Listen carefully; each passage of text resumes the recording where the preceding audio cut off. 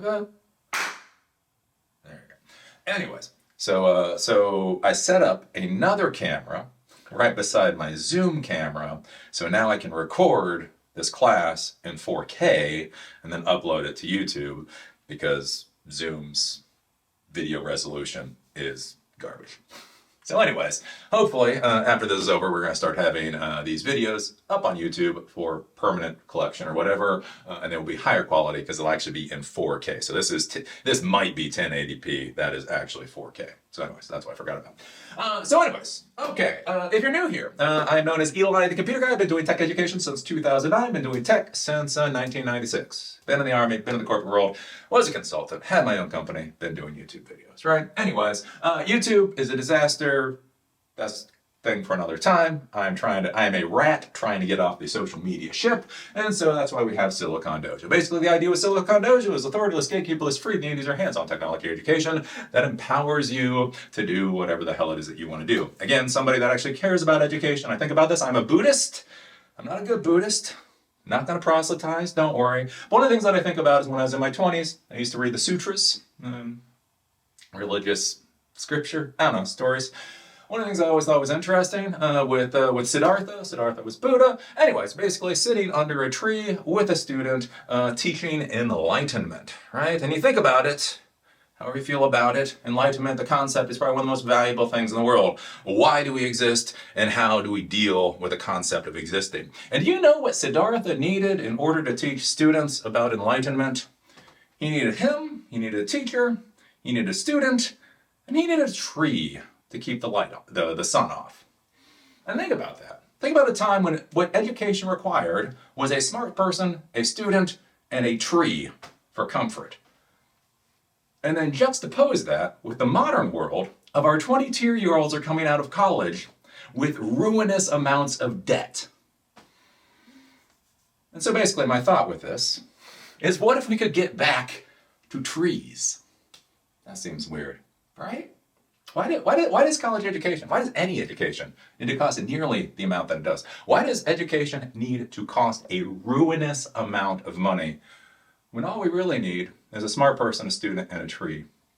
Whatever that is in the virtual world. Anyways, that's the concept of Silicon Dojo. It is free. These are basically, the idea is to abstract out the financial component, money over here, education over here. Neither of the two should meet. It isn't actually free. I don't have sponsors. Cisco doesn't give a damn about this. Billionaires don't give a damn about this. It's kind of weird. So if you want to help pay for this, you do have money and you do have an account that allows you to. We do DonorBox, donorbox.org/ETCG. And basically we do a crowdfunding system. If you throw some money in, I can keep doing these classes. Let's see here. If you need to ask a question, more than happy to answer questions. These are interactive. Just make sure you raise your hand in Zoom, wherever the hand is up there. I do get people literally raising their hands in the video, and although it's adorable, I'm not gonna see it. Let's see here. Copyright. All the material that I'm showing you today, basically is free for you to use. The only thing that I care about as far as copyright or intellectual property is my little happy computer symbol, that type of thing, any kind of logo stuff, obviously. All the other material you can use, it's free for you to use. It's free for you to use in commercial. Again, if you're in Mogadishu and you want to take the material that I'm using today to teach your own people and charge them however much you want to charge them, that is absolutely fine. Tippy tap or die. So at the end of this class and the end of all these classes, we are going to have labs. I will tell you, a lot of people want to become technology professionals by watching. Right? They're like, I'm going to sit here and I'm going to watch so many videos, I become an expert technology professional. And that simply is not how it works. You have to do the work. Again, understanding closing quotation marks, the difference between a single quotation mark and double quotation mark, understanding delimiters, understanding code blocks, all that kind of stuff. If you don't actually do it, you're not actually going to learn it. Extra help. W3 Schools is actually absolutely awesome, and ChatGPT, again, is not artificial intelligence, but it is really good for answering tech questions.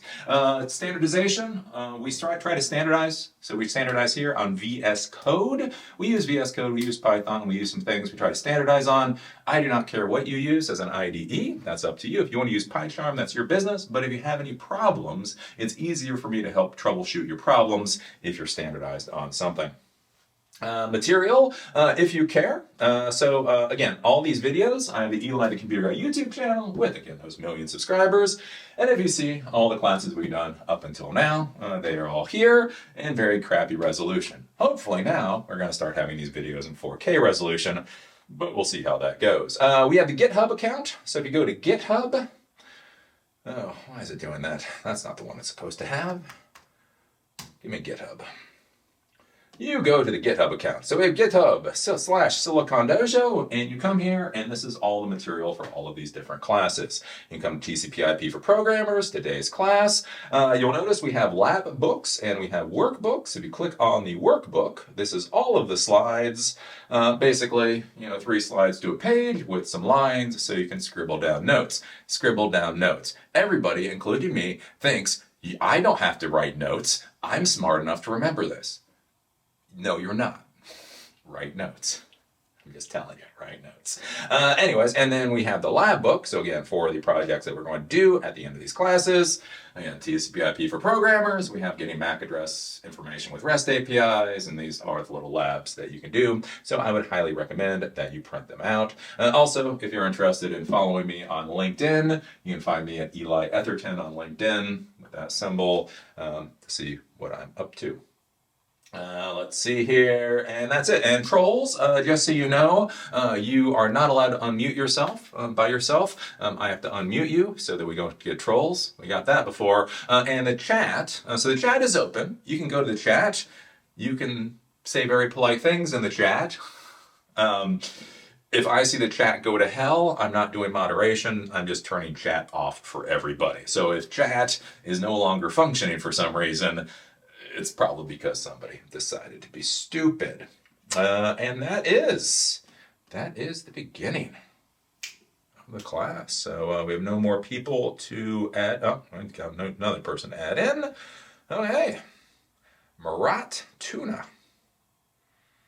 It is kind of funny when you see people's names for all around the world, and in your language, you're like, hee, and then you realize in their language, you shouldn't laugh at it. So, yeah, curious name. Curious name. So anyways, Murat, you're late. If I gave grades, I'd fail you, but I don't give grades. Anyways, so today's class is going to be TCP/IP for programmers, Transmission Control Protocol, IP Protocol, version 4 for programmers.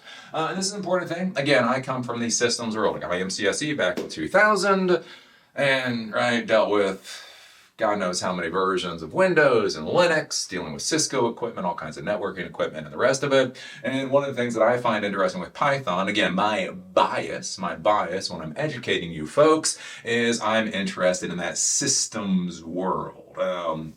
Probably doesn't make a damn bit of sense when I say it to you folks, but basically, what do domains look like in the 2020s? And you're like, what does that mean? Takes too long. Anyways, but that's what I'm actually interested in. What TCP/IP does, right? This is the protocol, this is the language that allows systems to talk to each other. And the more you understand how systems talk to each other, the better it is for actually designing and building your architecture, and also the better it is for little things like cybersecurity. Hey, if you don't want brute force attacks on port 22, which is something called SSH, maybe block port 22 in your firewall. But we're going to talk about that kind of thing today. Why TCP/IP matters for coders. Architecture. Again, I do not know what the hell has happened over the past 15 years in tech world. Again, I've been doing tech since 1996, so I've seen multiple generations of tech at this point. And I don't know what the hell's been going on in the past decade, because basically we have all these coders out there that kind of feel like they don't need to understand anything else in the tech world, right? If you can do JavaScript, that's all you need to know for some reason, which is dumb, Again, I would argue everybody should be what is called a full stack developer. You might not be a good full stack developer, so that might not be what you do every day, but you should more or less understand the full stack. And basically with TCP/IP, why this matters is this is how you can use networking to connect all of the servers or services that your platform or your system is going to be interacting with, and you can determine which type of solution gives you the best return on an investment. And so why this becomes important is I think about companies like, there's a company that died called VidMe. So VidMe was going to be a competitor to YouTube, and they burned through $9 million in funding. And one of the reasons is because they decided to be a competitor to YouTube, basically purely using AWS as their infrastructure. Now you might be sitting there going, what's wrong with that, right? Is not AWS good? What, they should have gone to Azure? Well, the thing is whenever you look at cloud computing infrastructure, and whenever you look at any type of infrastructure, right, there's return on investment, there's price points, there's total cost of ownership, there's all this kind of stuff, right? And so one of the nice things with cloud infrastructure, whether it's AWS or Azure or whoever else, is basically in order to start up, in order to spin up something, it costs you like 50 cents. Right? And then it just grows from there.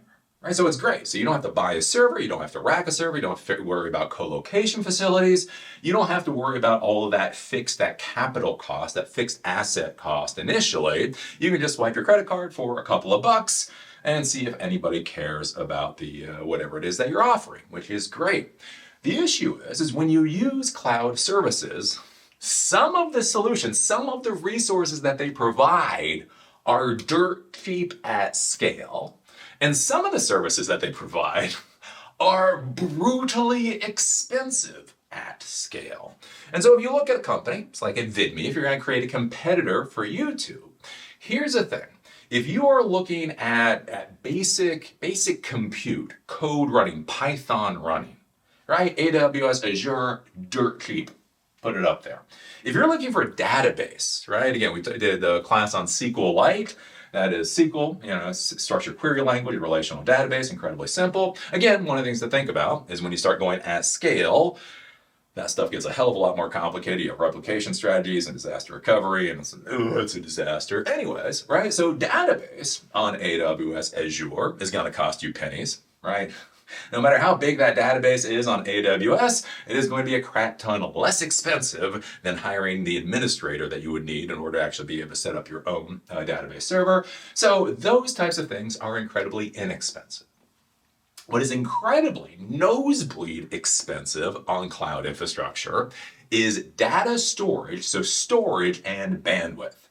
So AWS, I don't know what quite it is at this point, it costs 9 cents per gig in transfer.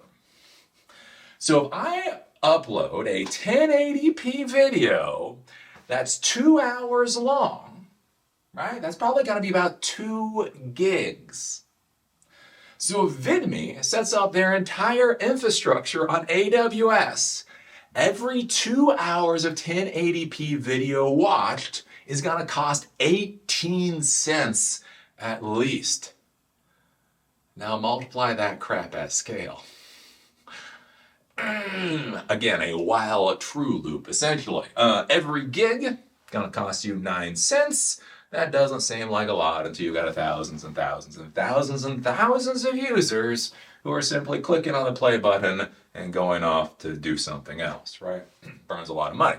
Well, the thing is, right, if you're all in the AWS world, if you don't really understand, again, how architecture works, you really don't understand how TCP IP works, right?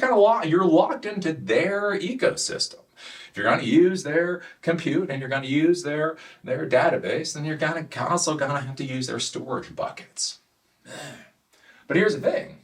If you understand how TCP IP works and architecture works, you can have the cloud infrastructure, right? You can have that compute, you can have that database, very cost competitive, right? You can have that up there.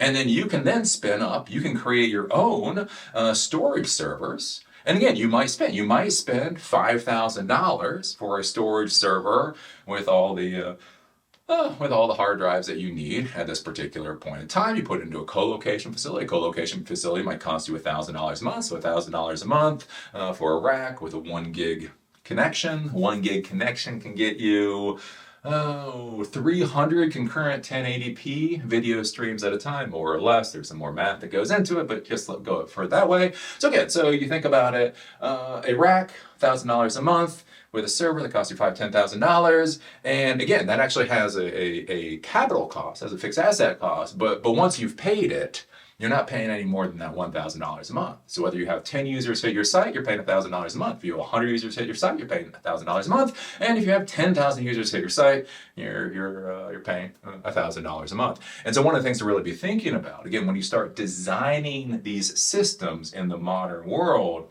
again, isn't simply about does the resource technically function, but also from a business aspect, are you building systems in the most cost-effective ways? Because that is going to matter, right? In order for you to exit, right? You get in that startup company, you want that IPO, you want that exit. Well, the important thing to get to that IPO is that your company doesn't burn all its damn money before it gets there. Anyways, so that's why this kind of thing is important. Architecture. We're going to be talking today. There's going to be the concept between physical versus logical, especially for the new people. This can get confusing.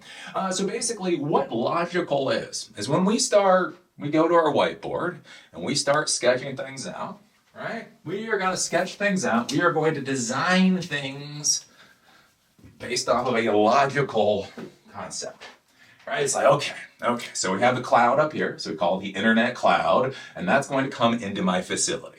When it comes into my facility, it is going to come into a modem. From that modem, it is going to come into something called a router. From that router, it is going to go into a switch, and that switch is what all of our hosts and servers and such are going to connect to. Now, in order for us to have Wi-Fi, from this switch, basically we need a wireless access point, and that will give us the Wi-Fi signal, so everybody, can get wireless. Duh.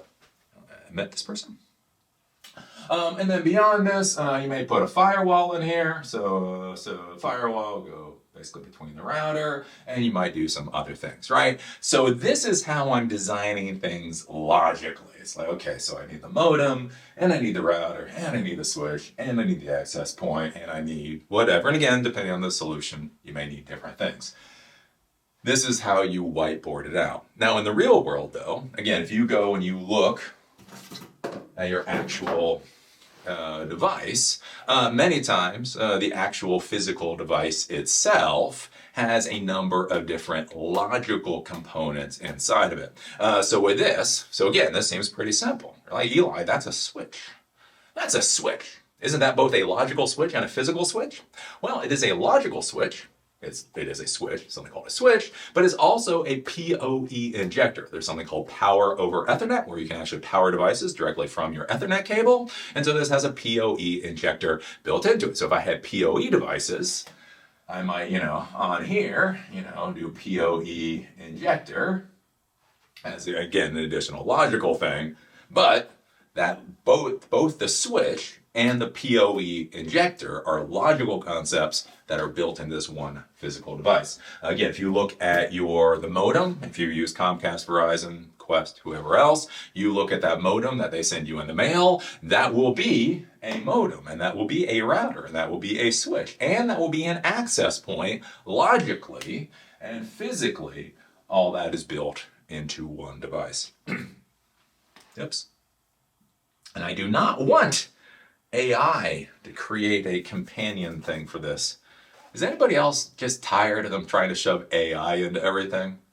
It's funny nowadays. I keep being told AI is the future. And they keep trying to shove it into everything that I do, and I don't want it anywhere. Anyways, that's its own thing. So anyways, logical devices are for specific services: firewall, router, modem, access point. These can still be dedicated devices, but are generally built into a single device. Blah, blah, blah. Yeah, so that is the point there. Okay, come down, beware of caching. So when you start dealing with TCP/IP and network, what? Literally, I get this thing that comes up, start meeting summary with AI companion. Oh, Mike is requesting you start meeting summary. Mike, you want a freaking AI summary?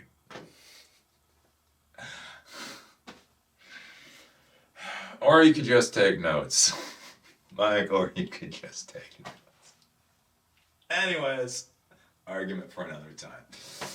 Okay, beware of caching. So when you start dealing with the networking world and a lot of stuff in the IT world, one of the things that is incredibly valuable and also incredibly a pain in the ass at the exact same time is caching.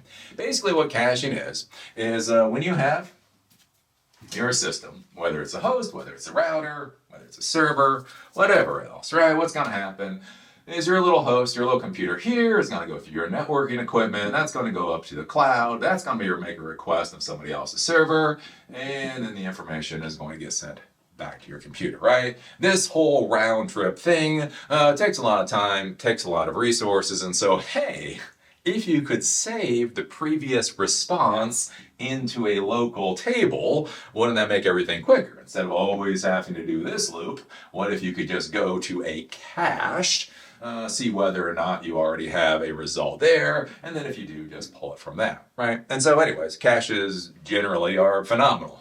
Normally, you don't have any problems with the caches. The issue is when you start making changes, and again, this is a big thing, when you are deploying infrastructure, if you're doing migrations, you start making a lot of changes at one time. Well, the issue is your host, your computer may have a cache, your router may have a cache, other things up the line of networking may have a cache. And so when you go to make a request, so again, we're going to do talking about DNS. So a DNS is resolution. So let's say CNN.com goes to 56.108.44.2. Let's say that's the IP address. If you want to change this IP address for some reason, this may have been cached in multiple places along this line. And so you may be getting old results for a long time after you've made changes. Again, the problem with noobs, right, with old timers, what we do is we make a change and then we go grab a cup of coffee and then maybe we have lunch, maybe take a little nap. Then after a while come back and see if the change is what's called replicated through.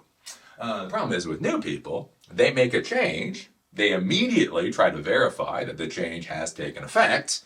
All of a sudden, they start getting cached responses, which are wrong responses, and then everything goes to hell as they start ripping through all the configurations in their server, and it's a freaking disaster. So anyways, caches exist. Be careful about them. You'll learn in other classes and things about clearing caches. Basically, automatically, most of these caches clear within a certain amount of time. And that's where you'll see, if you go out and you buy a domain name, so you go out and buy EliTheComputerGuy.com, and you point it to an IP address, one of the things that you will see when you change that configuration it'll tell you it will take up to 24 hours to replicate throughout the internet. Now, it normally doesn't. Again, it's 2024, not 2004. Normally, it takes about 30 minutes to replicate. But if you're wondering what that's about, it's this horse crap. That's what it's about. Okay, let's see here.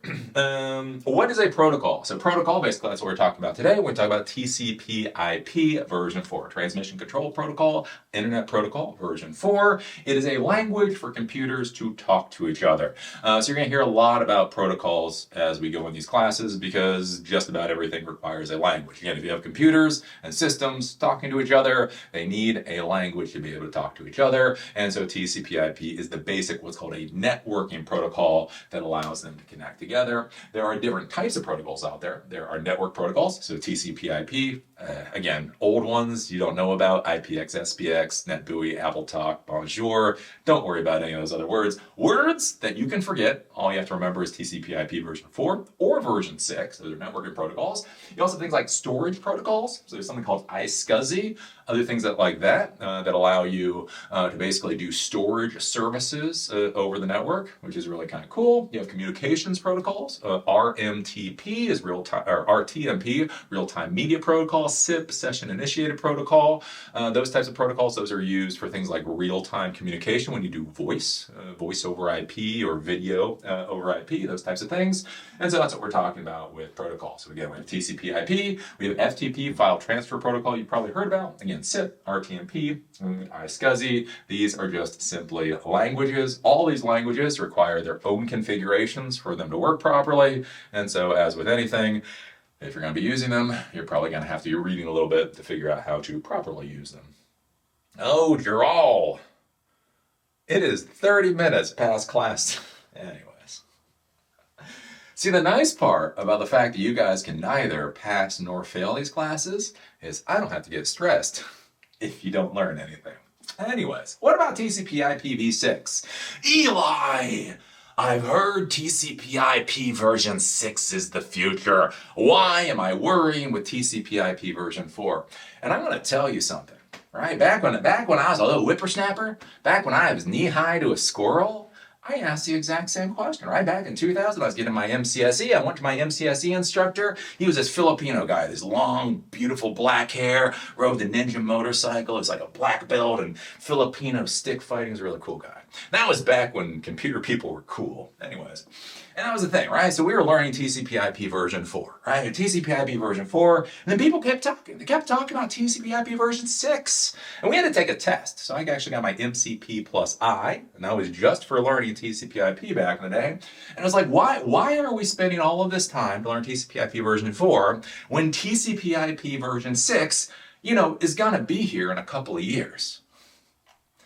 Well, because that's not how the technology world works, right? Literally, in 2000, I was told by my MCSE instructor, I apologize that you're going to have to learn TCP IP version 4, but unfortunately, you're coming in at one of those crossroads in the technology world where the new protocol is out, it's stable, everybody wants to go to it. There's reasons why the old protocol should die, but we're in that middle ground. So you're just gonna have to study a lot to learn about a protocol that will be obsolete within a couple of years.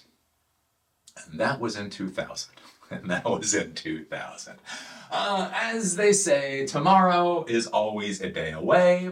There was this idea that we were going to run out of something called IP version 4 addresses. We'll talk about that. And it simply didn't happen. Legacy systems have a nasty habit of not dying when they should. And unfortunately, there is not a technical way to put a pillow over legacy systems to get it over with. Unless you're Steve Jobs. Steve Jobs killed Flash pretty damn quick.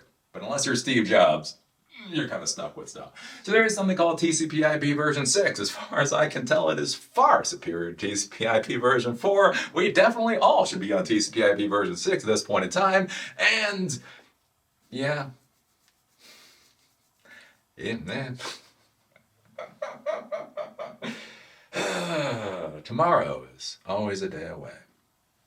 Okay, so when we start talking about TCP IP version 4, then we have to start talking about the basics. So the basics is basically the Ethernet standard. So TCP IP version 4 runs over the Ethernet, right? So Ethernet, or Ethernet, as people incorrectly stated. Again, you will notice I say words that may be different from you. Again, one, I've been doing this field for 30 years. Words actually, the pronunciation actually does change over 30 years.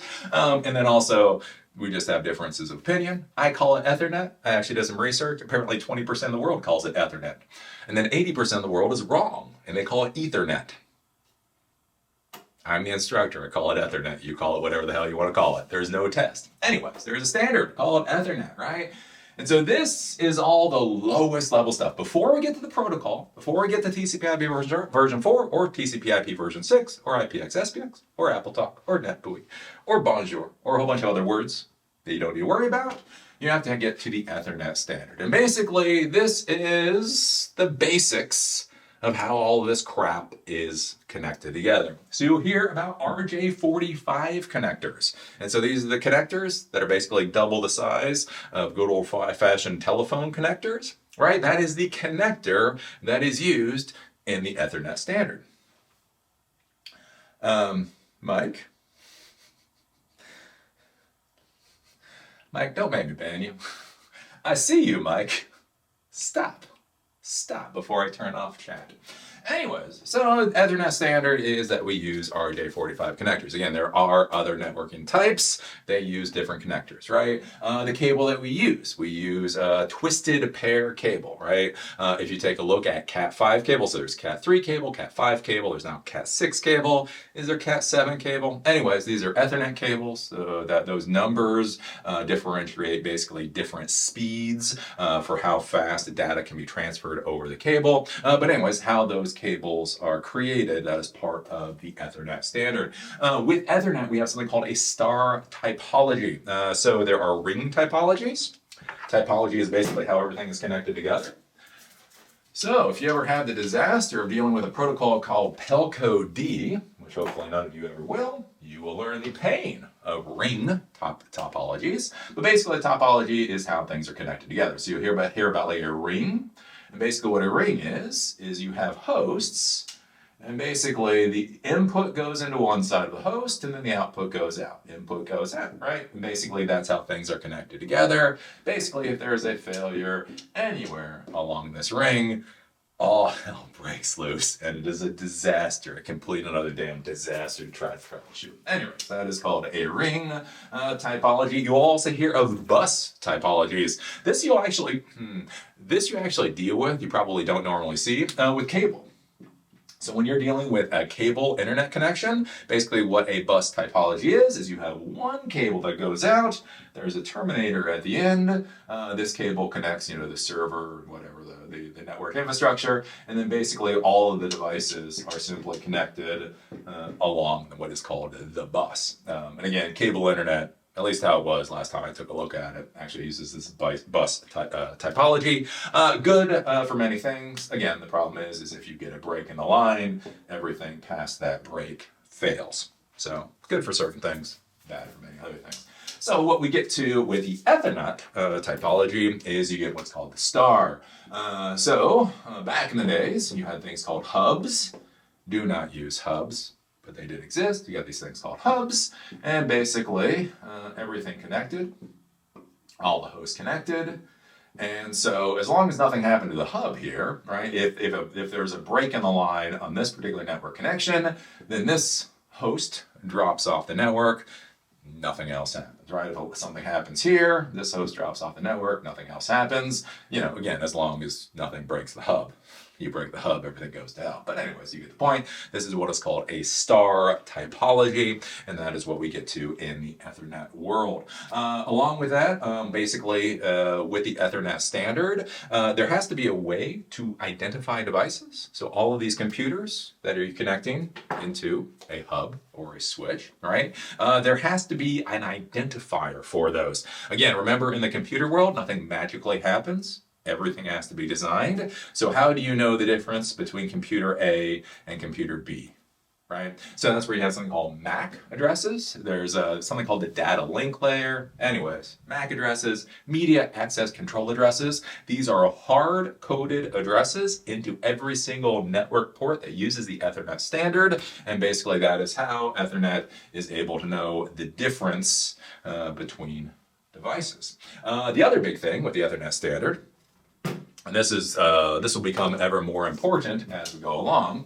is you have what are called collision domains, which gets to be fun. Oh, there is nothing so unamusing as something called a broadcast storm. Anyways, what the collision domain means, right? So basically, you have this central point, used to be called a hub, now it's called a switch. It's a different thing that all of these devices are connected into, right? Well, again, one of the things you have to be thinking about is how do these devices actually communicate with each other? It doesn't happen magically. You actually have to design a system. So how does this computer, again, if you have one cable connecting all of these, so basically this is all connected together here. They're all basically in a hub environment. They're all using the same cable. So if one person is talking, right, you can't have two people talking at the same time. Basically, they'll talk over each other and communication goes to hell. So basically what we have with the Ethernet standard is the device that wants to talk will listen. It'll listen to hear if anybody else is talking on the line. If nobody else is talking on the line, it will send out its communication. That communication will go out to everybody else, again, with a hub. We'll talk about that in a minute. Right? And then whoever is actually supposed to get the communication will receive the communication. And then once that computer receives a communication, it's supposed to do something, send back a file, whatever else. So it'll listen to see if anybody else is talking. If nobody else is talking, it will then send out the communication, so on and so forth. So that doesn't sound too bad. All right, you got 3 computers on a network, 4 computers on a network, 10 computers on a network. That system doesn't sound too bad. Well, here's the thing, right? what happens if this computer listens and this computer listens at the exact same time and neither of them hear anything? Neither of them hear anything because nobody's talking at this moment. They go, oh, great, I can talk.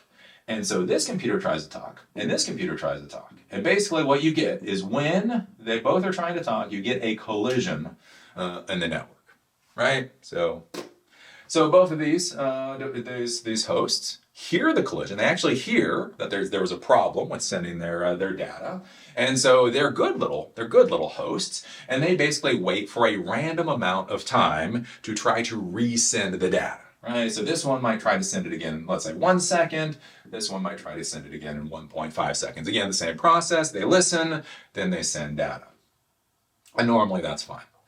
Well, what happens again when you have 100 computers on the network or 1,000 computers on the network, right? You have 1,000 computers listening, 1,000 computers hearing nobody else is talking, then 1,000 computers all at the same time trying to talk. 1,000 computers then hear the collision of their data on the line, so 1,000 computers then wait a random amount of time before they try to talk again. And then out of those 1,000 computers, 200 computers then try to talk again. Those 200 computers hear the collision, and basically you get what is called a broadcast storm, and your entire network, oh, it's just not pretty. Just sucks. So anyways, this is what we're talking about when you hear about collision domains. This is what we're talking about. Again, in the modern world, again, I keep talking about hubs, and hubs should be in the trash. Other collision domains that you'll deal with in the modern world is Wi-Fi. So Wi-Fi, you'll hear about multi-in, multi-out antennas, multiple antennas. The reason is because each one of those antenna basically operates as its own collision domain. So if you have 50 Wi-Fi devices all try to communicate with one antenna, you're going to start having problems. And so that's why they have MIMO. So they might have 5 antenna or 10 antenna to try to have more collision domains so that you can have more computers all talking at the same time. Let's see here. Jock. What's up, Jock? Can you hear me? Yep. Sorry, I'm just getting back home. It's kind of windy.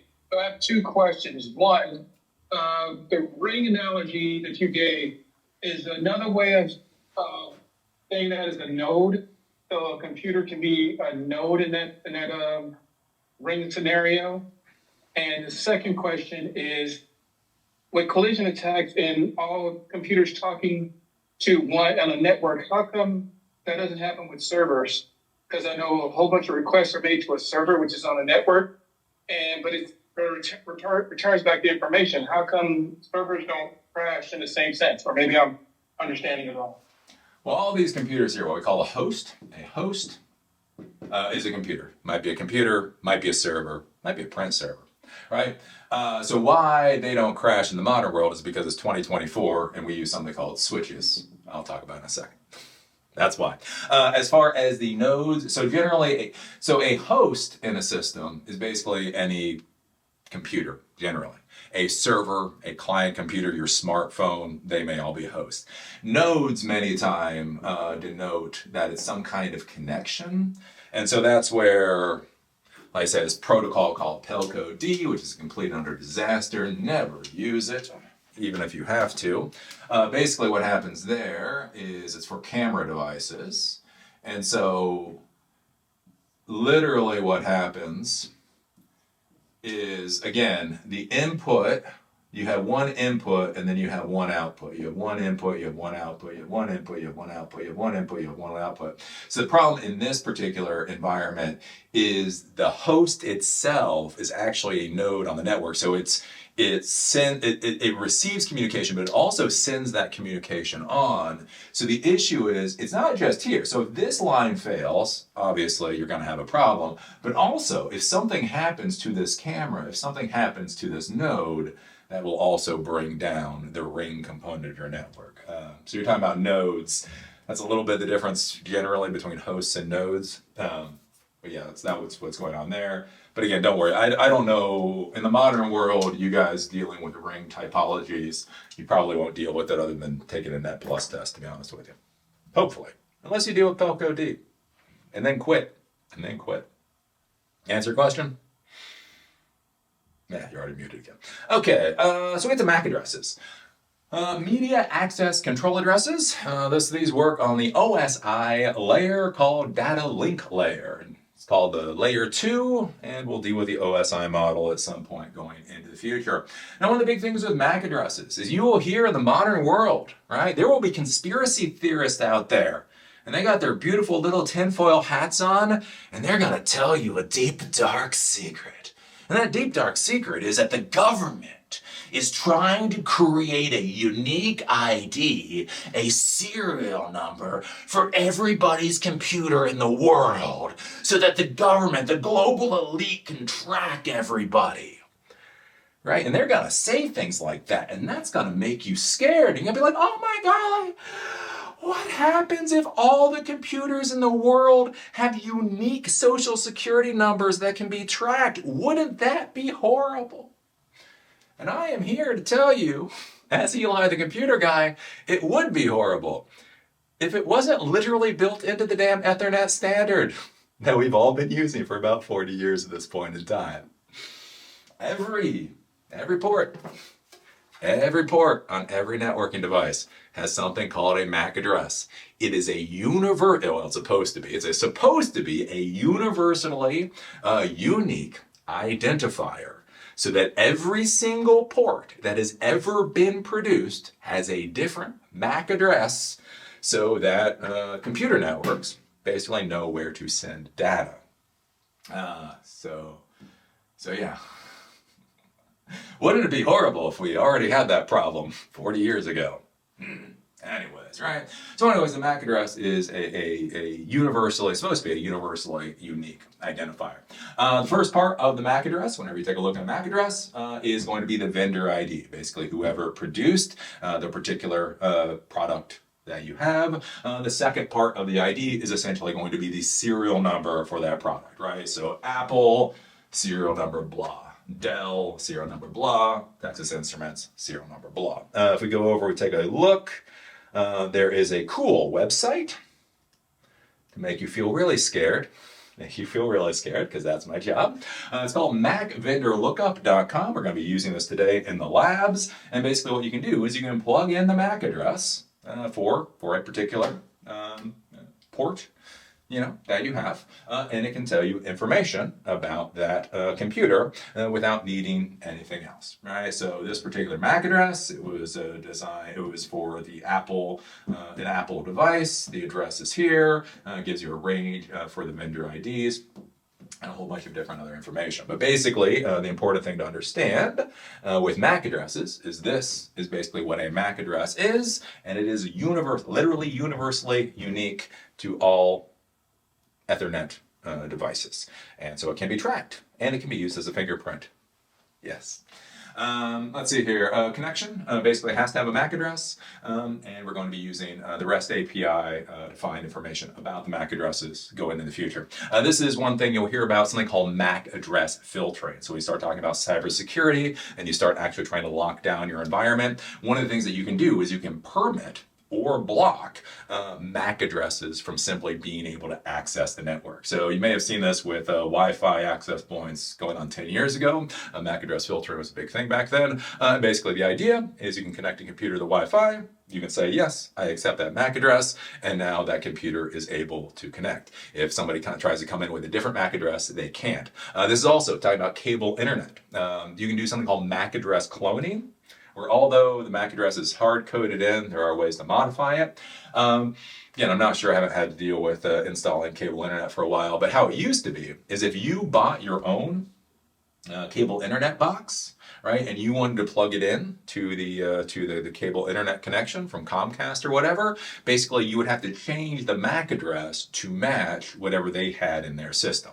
So basically they would only allow, how they dealt with access control is they only allowed specific MAC addresses to be able to connect to the network. And so if you wanted your modem to be able to connect to the network, you had to change that MAC address. That's something called MAC address filtering. So basically globally unique MAC address, globally unique address. That essentially looks like that. So we get to layer 2 networking. That's all clean. And so layer 2 networking is basically where we're dealing with the Ethernet standard, right? So we're not talking about TCP IP yet. We're simply talking about Ethernet, right? So whenever you're going to be connecting things at the Ethernet level, there's a number of different ways to connect. So the first way is something called a crossover cable. So a crossover cable is you have your nice little patch cable that you normally do.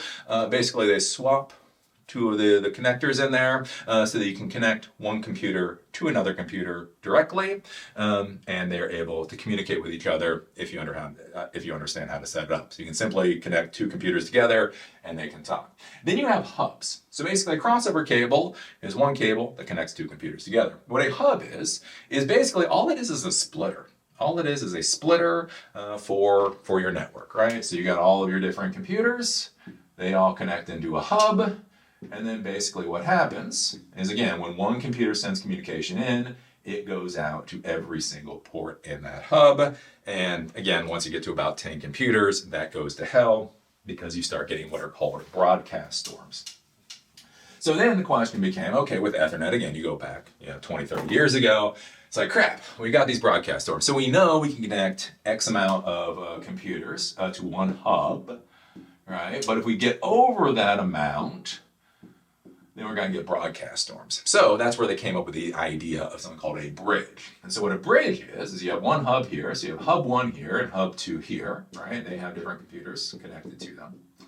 And so then you connect these hubs together and you put what's called a bridge in the middle.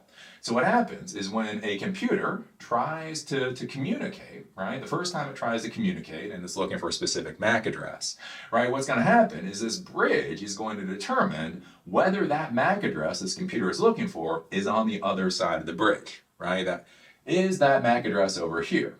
If it determines that it is, it will forward the traffic over to this other hub, and then it'll get blasted out every single port on this other hub. If it knows that the MAC address is not on the other side, it will simply block that connection so that this communication traffic stays simply in one hub. And so the idea is you could have numerous bridges, and those would then connect to numerous hubs, and I don't know, you get slightly less than a disaster. It is a better solution that's still kind of crappy. So anyways, then the idea is like, wow, wait a minute. Again, it's the modern world. This is 2001. We're still using hubs and bridges. That seems like the old way to do it.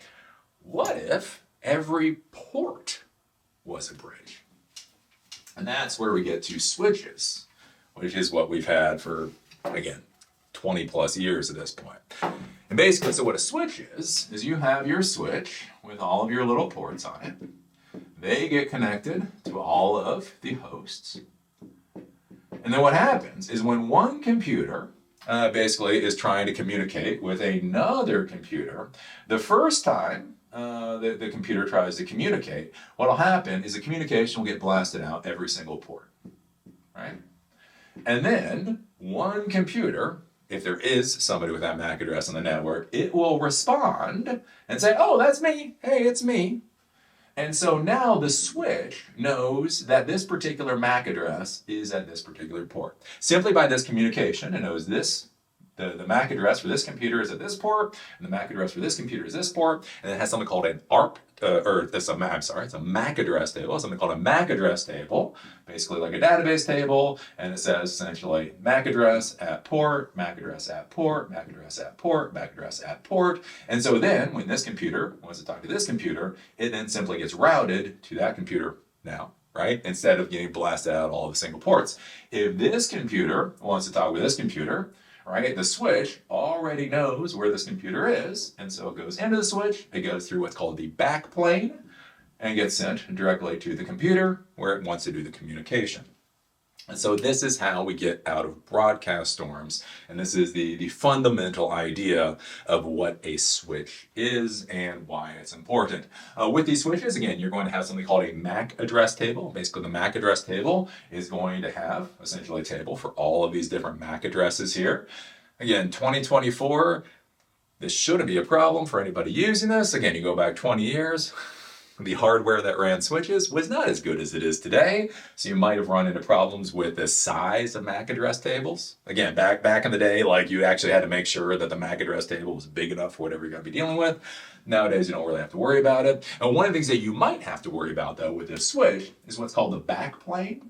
So basically what the backplane is, it's the communication for all of these ports together. So one of the things that you'll see whenever you're looking at the spec sheet for a switch is it'll tell you the speed per port, right? So it'll be a 10, 100, probably 1000 port. So it'll tell you per port. That's one thing to keep in mind, right? That's what people focus on. But then you also have to see what is the entire capacity of the switch.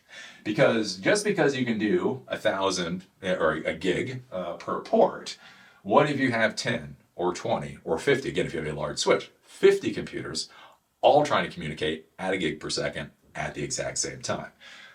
What's going to happen is you're going to need to look at what the backplane actually supports. So what does the overall system throughput for that switch look like to determine how fast it'll be, right? So the whole throughput for the switch might be 10 gigabits per second. It's probably going to be a lot higher than that, but it might be, right? So if you have 20 computers all trying to communicate together, or at the exact same time, and you're maxed at 500 gigabits per second, then each one of those computers, more or less, horseshoes and hand grenades, is going to get maxed at about 500 megabits per second, so you might run into some weird issues there.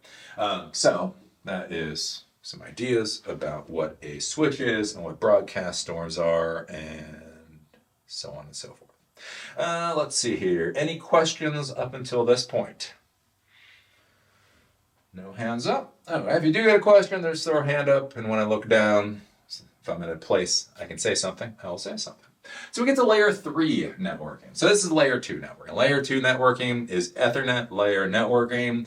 Generally, not a hell of a lot of configurations. Again, in the modern world, I'm not sure what layer 2 protocols exist. There might be some. Again, I talk about something called NetBEUI. NetBEUI was a protocol that was used 24 years ago. One of the nice things with NetBEUI is you just connected computers into a switch or a hub. They all saw each other, and away you go. There was no configurations, right? Because you just plugged it in. They all knew each other's MAC addresses, right? So that's a layer 2 protocol. Again, you're probably not going to run into those nowadays. Nowadays, you're going to be running into what are called layer 3 protocols, which generally is going to be TCP/IP version 4 or version 6 if you have somebody that can actually run it. And basically, the idea here is how to start connecting multiple networks together, right? So when I showed you that thing with bridges and I showed you that thing with switches, right? No matter how advanced you make that, how the hell are you going to get 1 billion devices on that particular network? Right? When you think about the internet is one network of networks, but it's one network, right? So if you're looking at hubs, and you're looking at switches, and you're looking at bridges, how do you connect 1 billion devices and make any of them talk to each other?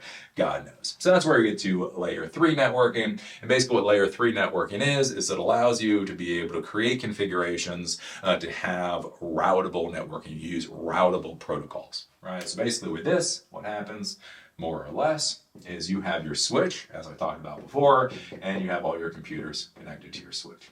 You then have what's called a router. Basically on this side is your LAN, what's called a local area network, and on the external side is generally called the WAN or the wide area network. Routers are then connected into infrastructure, and then basically those routers are used to contain their own LANs. Right, so you have a switch over here, and that's a LAN. You have a switch over here, and that's a LAN. You have a switch over here, and that's a LAN. One of the important things to understand with these routers is, again, we use a routable protocol, again, like TCP/IP version 4, is it's something that you can manually address. So with MAC addresses, those are hard-coded addresses you more or less can't change. With routable protocols, they generally have addresses that you can modify. Again, when I talk about 192.168.1.1, that is actually an address that I can go in and I can configure and I can change on my host. Again, at a large scale, what happens is all of these routers have external IP addresses, right? And so basically what happens with a routable layer 3 protocol is, let's say I want to go to, let's say, CNN.com, right? what's going to happen is my computer is going to try to see if CNN.com is on the local network. If it's not on the local network, it'll go out to the router. The router then essentially goes out to what's called the internet cloud. Basically, the traffic will then get routed to CNN's network. It'll go through the router, and then there'll be a switch, and there'll be a server up here, and it will get routed to CNN.com server, and then the website will be sent back to you. And so basically with these layer 3 routing protocols, what it allows you to do is it allows you to create very sophisticated local area networks. Those are the networks that you control, but then have those local networks be connected to larger and larger networks, such as the internet, so that you can start creating this just beast of billions of devices that can all theoretically communicate with each other. You'll hear about LAN. So LAN is the local area network. So basically this is everything in your facility that's connected to the switch. That is the LAN. Then you hear about the WAN.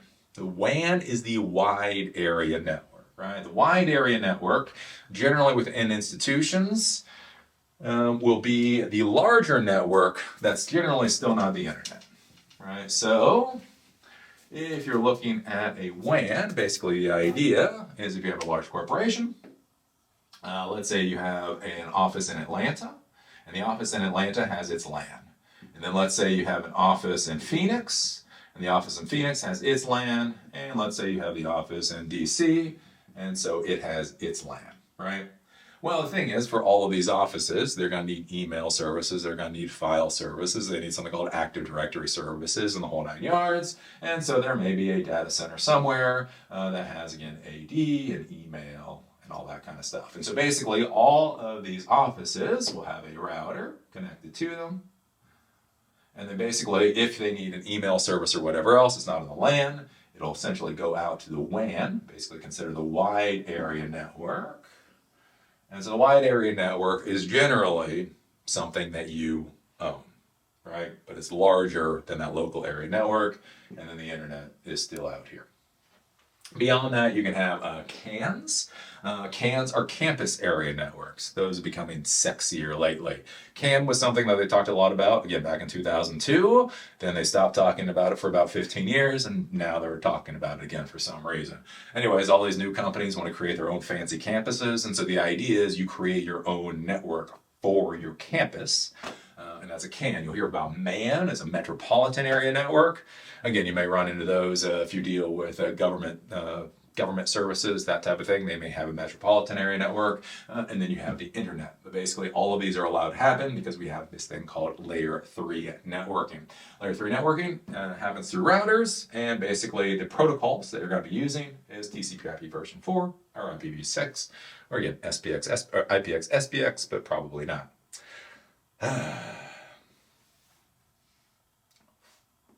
We all following? We all following? I really feel like I need a virtual version of a koosh ball so I can like throw virtual koosh balls at people. But then that would probably be considered abuse in the modern world. When I was young, my teachers, they'd have these weird koosh ball things. And if you were like daydreaming in class, they would just wing that koosh ball at you. You wouldn't think a really soft ball could hurt that much, but it can.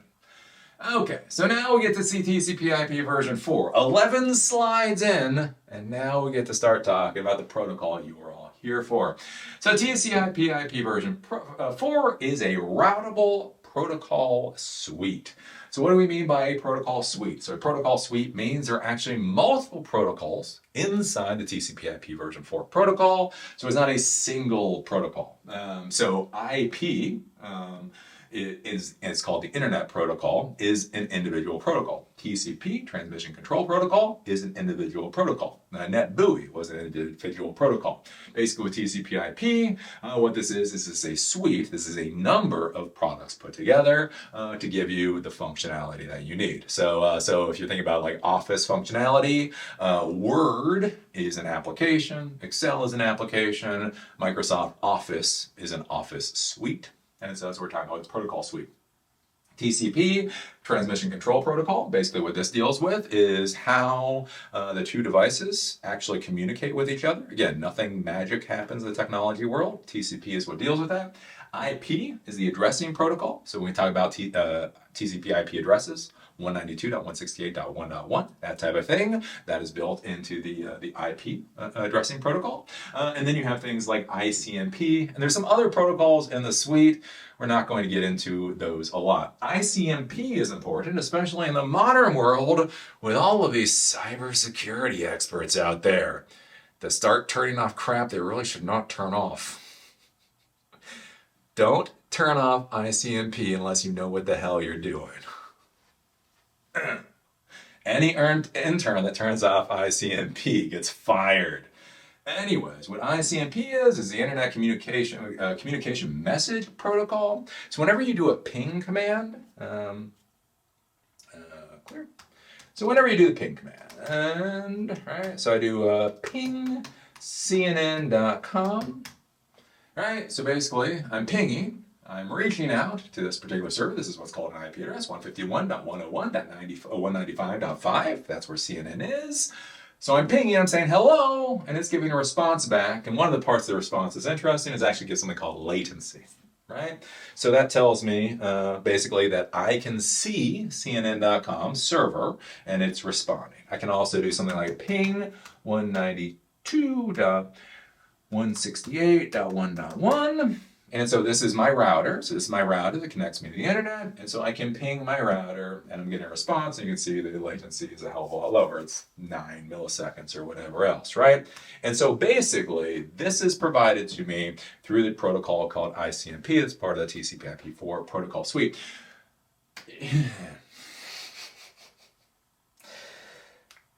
So here's one of the problems. So a hacker can theoretically do a ping sweep on your network. And what a ping sweep is it pings all the possible IP addresses on your network to determine what devices are on your network, and then they can collect additional information, from that, right? And so that's very scary, because if a hacker can get in and do a ping sweep, oh my God, something might happen. So anyways, what happens sometimes is people decide to turn off ICMP, right? So in Windows, I think you can turn it off. With firewall software, you can turn it off. So basically, if you try to ping anything, it will not respond because ICMP is disabled. Holy hell. Do you know what it's like to troubleshoot a network when ICMP is disabled? Do you know what it's like to figure out connectivity problems when you're not able to ping anything? It's a disaster. It's a damn disaster. So anyways, ICMP is what allows you to do things like ping, something called traceroute, other things, and be careful. I'm just lived experience. There's nothing more miserable than troubleshooting connectivity when somebody turned off ICMP.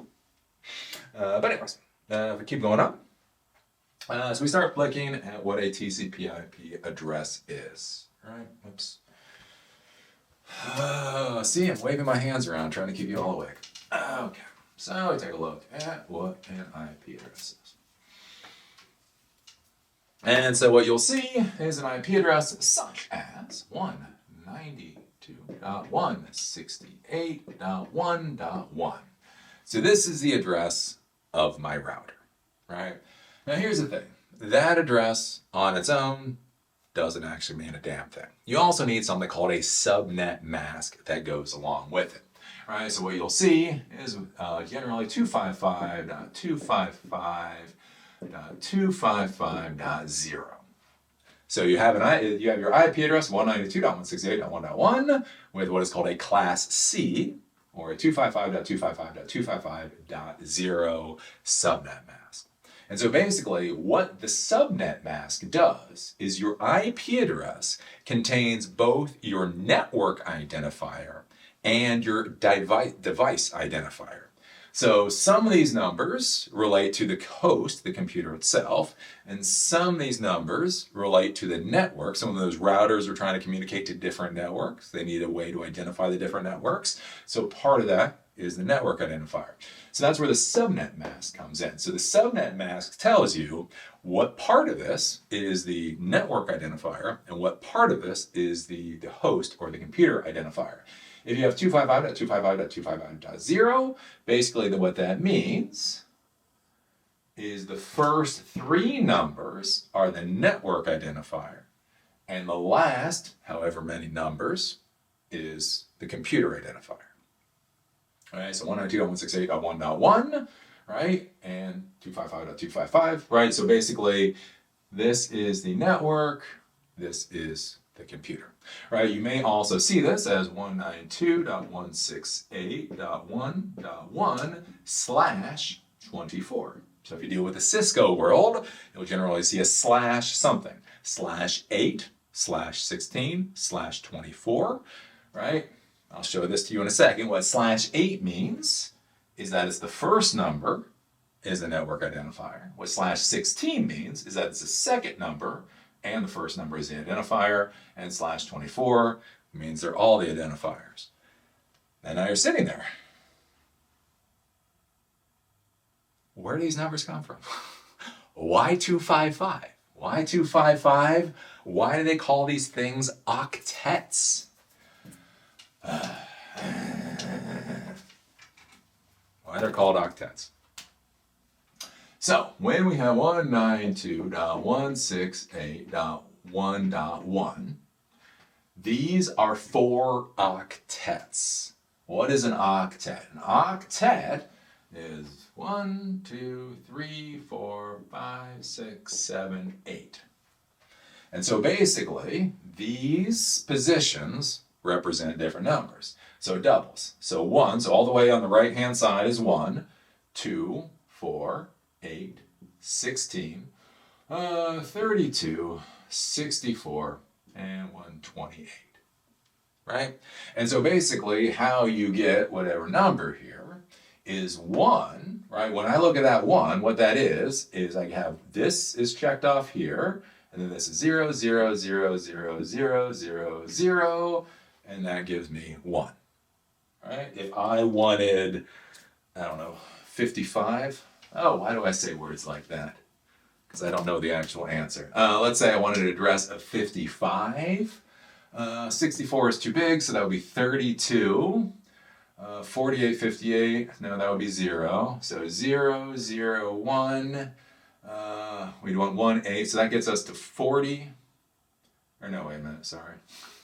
Oh, so 30, okay, so that'll get us to 48. That'll get us to 48. 48.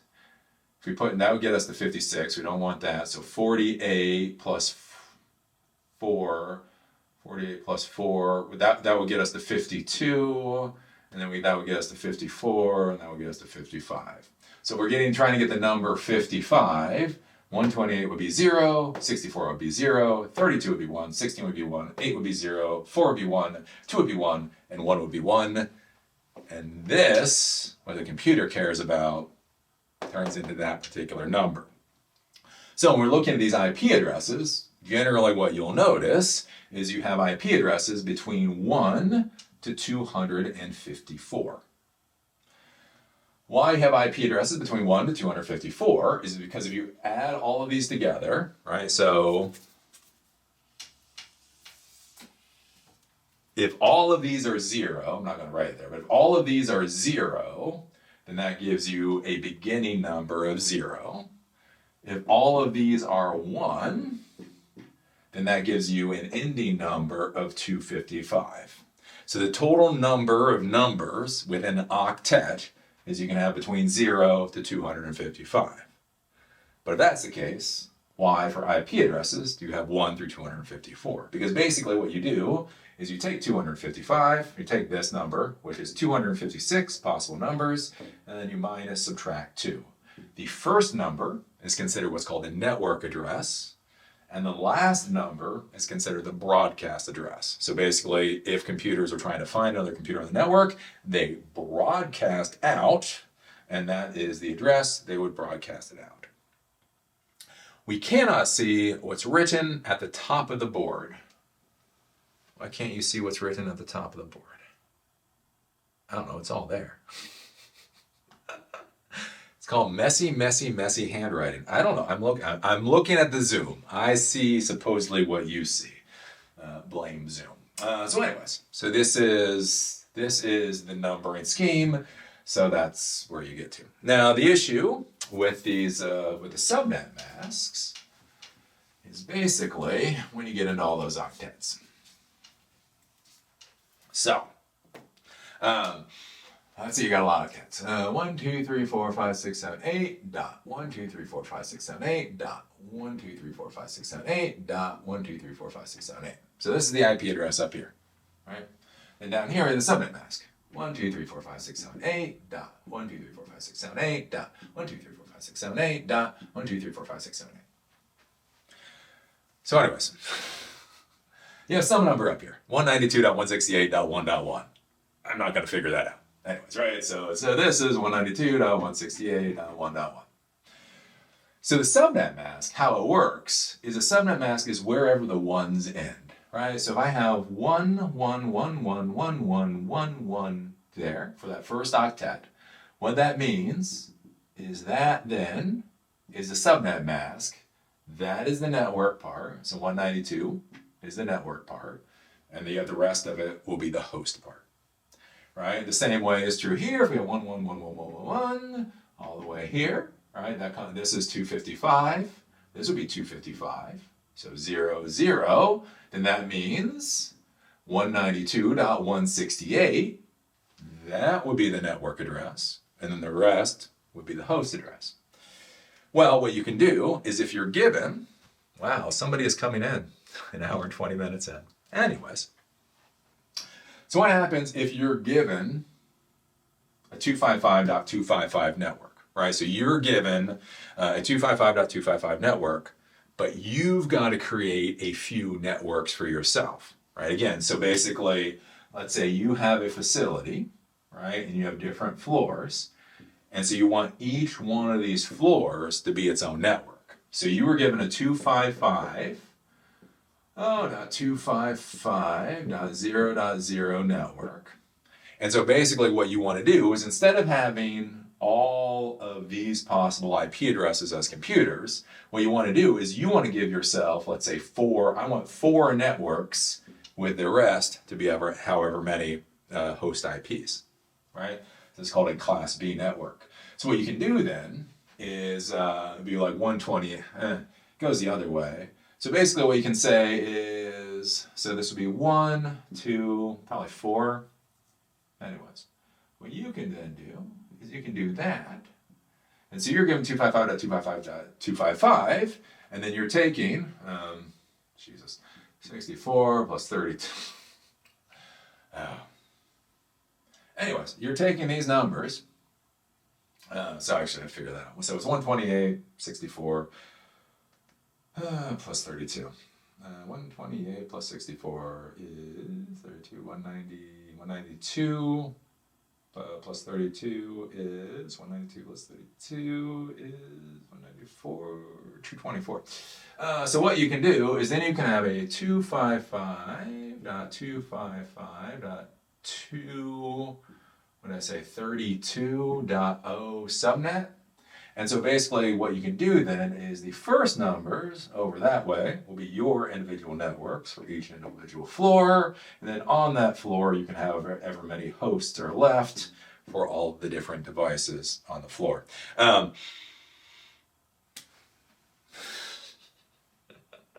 This is a whole god-awful class on its own. The important thing that you need to know here is that the IP address is made up of octets. How you know the network number from the actual host number is with the subnet. Generally, you will have either an A, B, or a C subnet. A is 255.0.0.0, which means that's the network. These are hosts. B means that's the network. These are the hosts. And C means that's the network, and these are hosts. So if you have a 192.168.1.x subnet,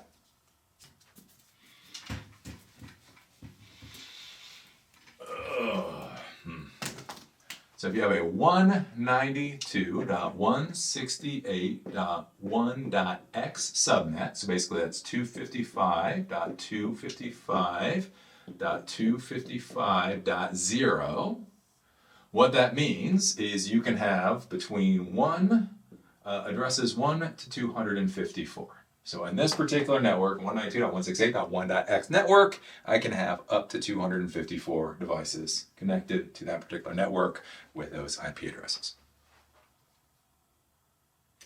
I hope the hell that makes sense. Don't worry, with all of this stuff, as long as you keep coming to these classes, we'll keep going over it. When you start talking about these IP addresses, again, every network in the world that is connected to the internet has to have an internet address. So one of the big problems is if you have all of these LANs out there, all these local networks, what happens if somebody's stupid with their IP address scheme? What if, right? What if Bob creates a 192.168.1.x network and Tim, at an entirely different location, creates a 192.168.1.x network, right? Basically, is that going to crash the entire internet because now you have the same IP addresses? Again, you need unique identifiers. So will that crash the internet? The reason it doesn't crash the internet is because we basically have what are called private IPv4 address blocks. So these are blocks of addresses that are not internet routable. Even if you configure a server, router, any kind of networking device with one of these IP addresses, the internet infrastructure will simply fail it out. It's like, you're not supposed to be here. You're not a big boy. Go home to your LAN. So this is where, if you go to your business's router or equipment or your home router equipment, this is where you'll see these different address blocks. You might see 10.0, so that's a popular internal address block, a private address block. 192.168, that is, that's my favorite address block. That's normally what I use. And then there's also a 172.16, which is kind of funny because for some reason I have not seen that in like 20 years. Again, it's weird in the technology world. Simply because something is technologically works doesn't mean people use it. I see a lot of 10s. I see a lot of 192s. I can't remember the last time I saw a 172 block. That's how it goes. So basically the idea here is this gives you addresses in order to build your network. So a 10, a 10.0.0.0 block, basically this is 10.0.0.0/8. So it's a class A subnet. So that means everything past the 10 can be used for hosts, individual computers on the network. So theoretically, that gives you 16,777,216 hosts that can be on a 10.x network. If you use 172.16, theoretically, that could be 1,048,576 hosts on that particular network. 192, this is interesting. I didn't actually realize this. They say 192.168 is a Class B subnet. So basically, with that, you could theoretically have a total of 65,536 computers on one single network. But if you see these particular IP addresses, they are private IP addresses. So if you go to DigitalOcean, right? If you go to DigitalOcean, and somehow you spin up your little Linux box on DigitalOcean and you go to manually configure an IP address, it shouldn't be any of those, or it's just not going to work on the internet. Let's see here. Switches and ARP. So let's go back to switches again. Good old-fashioned switch. So this is a switch. It's a Buffalo switch. It's power over Ethernet. All right? So this is what you're going to be connecting all of your devices into, whether it's a server, whether it's your desktop computer, whether it's a printer, whether it's other networking equipment, they all go through switches. Basically, this is the main hub, not a hub, that everything is going to be going through. The big thing with this, though, is, again, remember with a switch works at layer 2. IP addresses work at layer 3. Again, nothing magic in the world happens, so we have to figure out how to make IP addressable networking equipment be able to communicate over a switch, and that is where we use something called ARP, or Address Resolution Protocol. ARP. ARP doesn't come up a lot.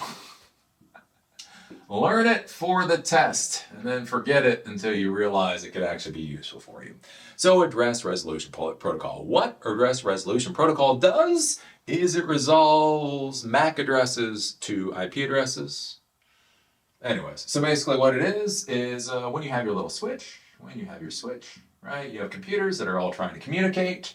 The computers want to communicate with IP addresses. 192.168.1.10, let's say. Switches want to communicate with MAC addresses. 0A:88:44, blah, blah, whatever all those are, right? So basically what ARP does, ARP, Address Resolution Protocol, it matches whatever the current IP address of a device is with the MAC address. So if you have a LAN, a local area network, basically what ARP is going to do is when your computer goes out to communicate with the other computers that are connected to the local area network, it is going to get what their MAC addresses are. And then when it goes to try to communicate with that computer in the future, it is going to be trying to communicate through that MAC address instead of simply through the IP address. Again, switches have MAC address tables. So your host is looking for 190, let's say your host here is looking for 192.168.1.10. It's going to send the communication. That's going to go through the switch. Whoever 192.168.1.10 is, it's going to respond with its MAC address. Going into the future, the communication is then going to be, is your computer is then going to try to use this MAC address to talk to this particular computer. And again, that's where you can get into caching issues of what happens when the IP address changes to something else, but obviously the MAC address doesn't change, and then you can run into some curious problems. But basically, when we talk about this, clear, there's a command, it's called ARP, A, Address Resolution Protocol, A, and what this is going to do is it's going to give you the IP addresses and all the MAC addresses for any communication that this computer has seen. So that's also an important thing. That's not necessarily all the computers that are on the network, but all the computers that this computer has seen. So we can see 192.168.1.1, it sees a MAC address of this. 192.168.1.6 sees a MAC address of this. .7, .9, .11, .15, .17, .21, and then this is the broadcast address, and that's why you get the FFs right there. So basically, these are the computers that it's seen. These are the IP addresses that are mapping to this particular MAC address. This is where hackers can get in. If hackers are able to get into your network and they start doing things like cloning MAC addresses. Again, MAC addresses are supposed to be universally unique. If somebody makes it so that they're not universally unique on the exact same network, fun and idiocy can reign. But anyways, this is what ARP is. ARP is mapping the IP addresses to the MAC addresses. Let's see here. Okay. Only a few more. Then we start talking about ports. So again, we talk about TCP IP version 4. So IP is this IP address stuff, right? 192.168, subnet masks, that's the IP protocol. TCP is Transmission Control Protocol. This is once the computers have found each other, right, with IP and ARP and all that kind of stuff, then how are they actually going to be communicating? Ports is going to come up, and basically what these ports are is these ports, think of them as the doors in an office suite, right? So think of it as the IP address is the address to the building, and then the ports are basically the addresses to the particular services you want out of the building. If you want to go to the mail room email, you would use the SMTP port. If you're sending packages for delivery, that might go to the FTP port. I don't know, if you want to change the thermostat, you might go to the SSH port, something like that, right? So these are all individual ports. So by and large, these ports are relatively standard for most of the technology that you're going to use. SMTP, something called Simple Mail Transfer Protocol, that will be at port 25. HTTP, which you guys are using, obviously, is at port 80. You never put in port 80 because your web browser defaults to port 80, so it's always there. When we start doing these projects in Bottle, so Bottle is the web app framework that we're going to be using a lot for Python, many times you're going to have to put in 127.0.0.1. That's called the loopback address. So basically what that is that's the internal address for your own network card. So 127.0.0.1, you're going to do colon 8080. And the reason is you're going to go to that particular port because port 80 is protected and that's its own disaster to deal with. And so that's why you do 127.0.0.1, port 8080:8080 when we're doing those particular projects. HTTPS, basically when you're dealing with things like SSL, uses port 443, FTP uses port 20, and SSH uses port 22. So basically, whenever you have a client, a piece of software that's going to be connecting to one of these different services, they have to connect at these particular ports. That's one of the reasons why you'll see people will turn off certain ports, right? Basically, you use a firewall. So what a firewall does is block ports. So if you don't want hackers trying to hack your Linux system, you block port 22. So port 22 is what is used to connect to SSH. And so basically, if it's open on the internet, anybody can try to brute force attack into it that wants to. If you block it with a firewall, then that connection simply doesn't happen. You'll see this issue with things like SMTP, right? So 15 years ago, right? Malicious email servers became the cool thing to install onto people's computers, right? So people go out to their favorite porn site. Yes, they do. I had a computer repair shop. And let me tell you, everybody looks at porn. Holy hell. Anyways. But one of the big things back then is sending out spam and email blasts, right? If you send those out from normal servers, it's easy to block. So one of the things that they were doing is they were installing email servers onto your computer to send out the spam. So that was one of the little viruses or the malware that was put onto your computer. So one of the things that the ISPs did is many times for residential internet services, they blocked port 25 outbound. So if you tried to send communication on port 25 outbound, the ISP itself would just block that crap because they were tired of the spam because you went to a porn site. So one of the things you can do is you can do things like change that port. And so that was one of the big things that we had to do a lot of times back then, is you would actually change the SMT port that was being used into something else so that you could get around those blocks. Again, port 80 redirect. There's something called a port 80 redirect. So again, also DSL connections. Verizon always wants you to sell the $500 service, not the $40 service. And so they were selling DSL, and a lot of people realized they could run web servers from their home on a DSL connection. So anyways, Verizon was really irritated because they wanted that $500 a month instead of that $40 a month. So what they did is they blocked port 80, right? Any inbound traffic on port 80 would simply get blocked. There was a system that you could use back then called a port 80 redirect, where if somebody would try to come in at port 80, it would auto redirect to a different port that wasn't being blocked, and then they could get to your website. So anyways, basically that's what we're kind of dealing with these ports, is this is basically the door number that's used to gain access to whatever service. Generally, these are configured by default. Generally, you don't fuck with them. You just leave them how they are. But again, that's why we're professionals. Sometimes you gotta find out how to do some interesting things. This is also, when you take a look at these ports, one of the reasons you should be careful about buying Chinese garbage. I'm not anti-Chinese garbage. Chinese garbage has made the world what it is today. I'll let you figure out if that's good or bad. One of the problems with Chinese garbage, especially when it comes to like computer, like IoT, Internet of Things devices, is they don't budget for documentation. And so if you have this device on your network that is communicating over some ports, and you have any amount of security on your network, it can be a complete and utter disaster when the device or the software you're using doesn't document what ports it requires. And so you try to start working on your network, and that can be a bit of a crap show. So one of those things to be thinking about. So basically this is just a door. Again, there's a lot you go through. If you're gonna go get your Network Plus certification, you're probably gonna have to learn 20 of these different ports. At some point, I memorized them all. At this point, I just remember port 22 because I can laugh at it.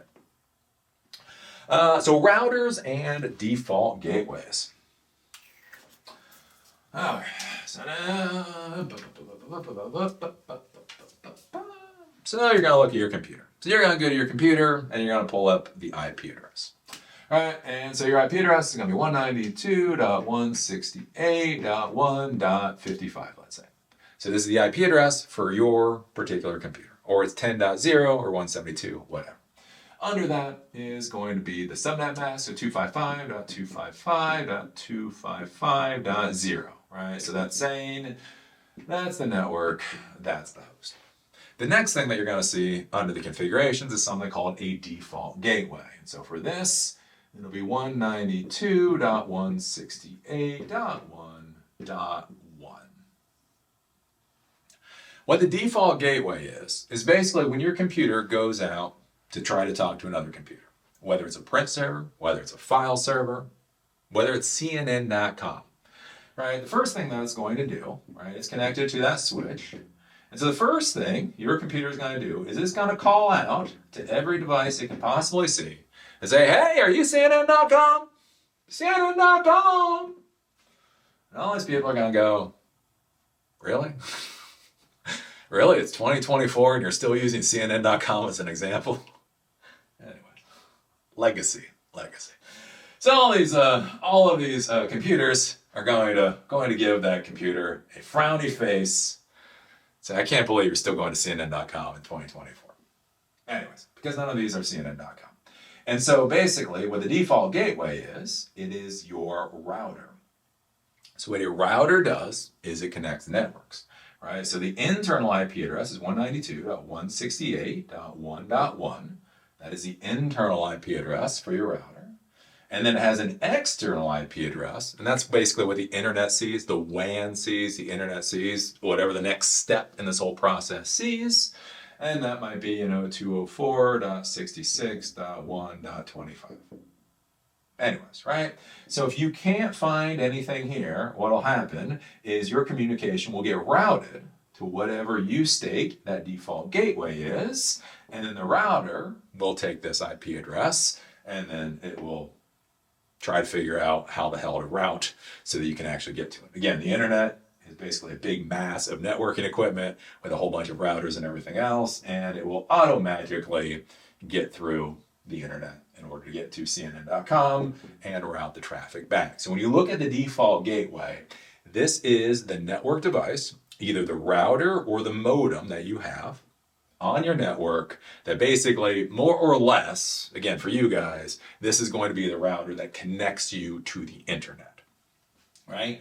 So one of the things you'll notice here is, again, when we use IP addresses, you can only talk to anything that's within your network, right? So the 192.168.1 network is the only thing that this guy can communicate with. So you do have to make sure this internal IP address on your router matches the network number of the devices, and then it also has a host number that the folks can communicate with, right? So if you had this at 192.168.2.1, that doesn't match, so these two devices couldn't communicate with each other. Hope that all makes sense. But anyways, that is basically what a default gateway is. Depending on your network, you may have multiple default gateways. That's up for your design. Basically communicates with any device that is not on the LAN, and this is essentially your router, or again, nowadays, you'll be seeing your modems. Now, what is a modem? So a router is a piece of Ethernet equipment. TCP/IP uses the Ethernet standard, has an RJ45 jack, you plug in a Cat5 cable, so on and so forth. Has a MAC address, the whole 9 yards. What a modem is a device that translates basically different types of data communication systems, right? So if you have cable internet, right, and that uses RJ66? Anyways, that thick cable? Cable. Anyways, basically what a cable modem does is it transitions from that cable internet with its protocols or whatever else into something that Ethernet understands, Ethernet and TCP/IP. So we go from the Comcast world, we hit the Comcast modem, and on the other side of it is TCP/IP4 with the Ethernet standard. Fiber optic, if you have Fios, Verizon Fios, you have your fiber optic modem that translates their mess into TCP/IP4 and Ethernet. If you use a 5G modem, it translates 5G into Ethernet. That is basically all a modem is. Now again, for a lot of you folks, if you're dealing with small business, small home environments, your modem and your router is going to be one device. But again, depending on what you're dealing with, it may not actually be one device, especially when you start dealing with business situations. So then we get to NAT. Network Address Translation and Port Forwarding. So NAT is what killed IPv6. IPv6 was all cool and it was all sexy, right? It was the year 2000. We had survived the Y2K bug, and IPv6 was coming out strong and it was going to take over the world.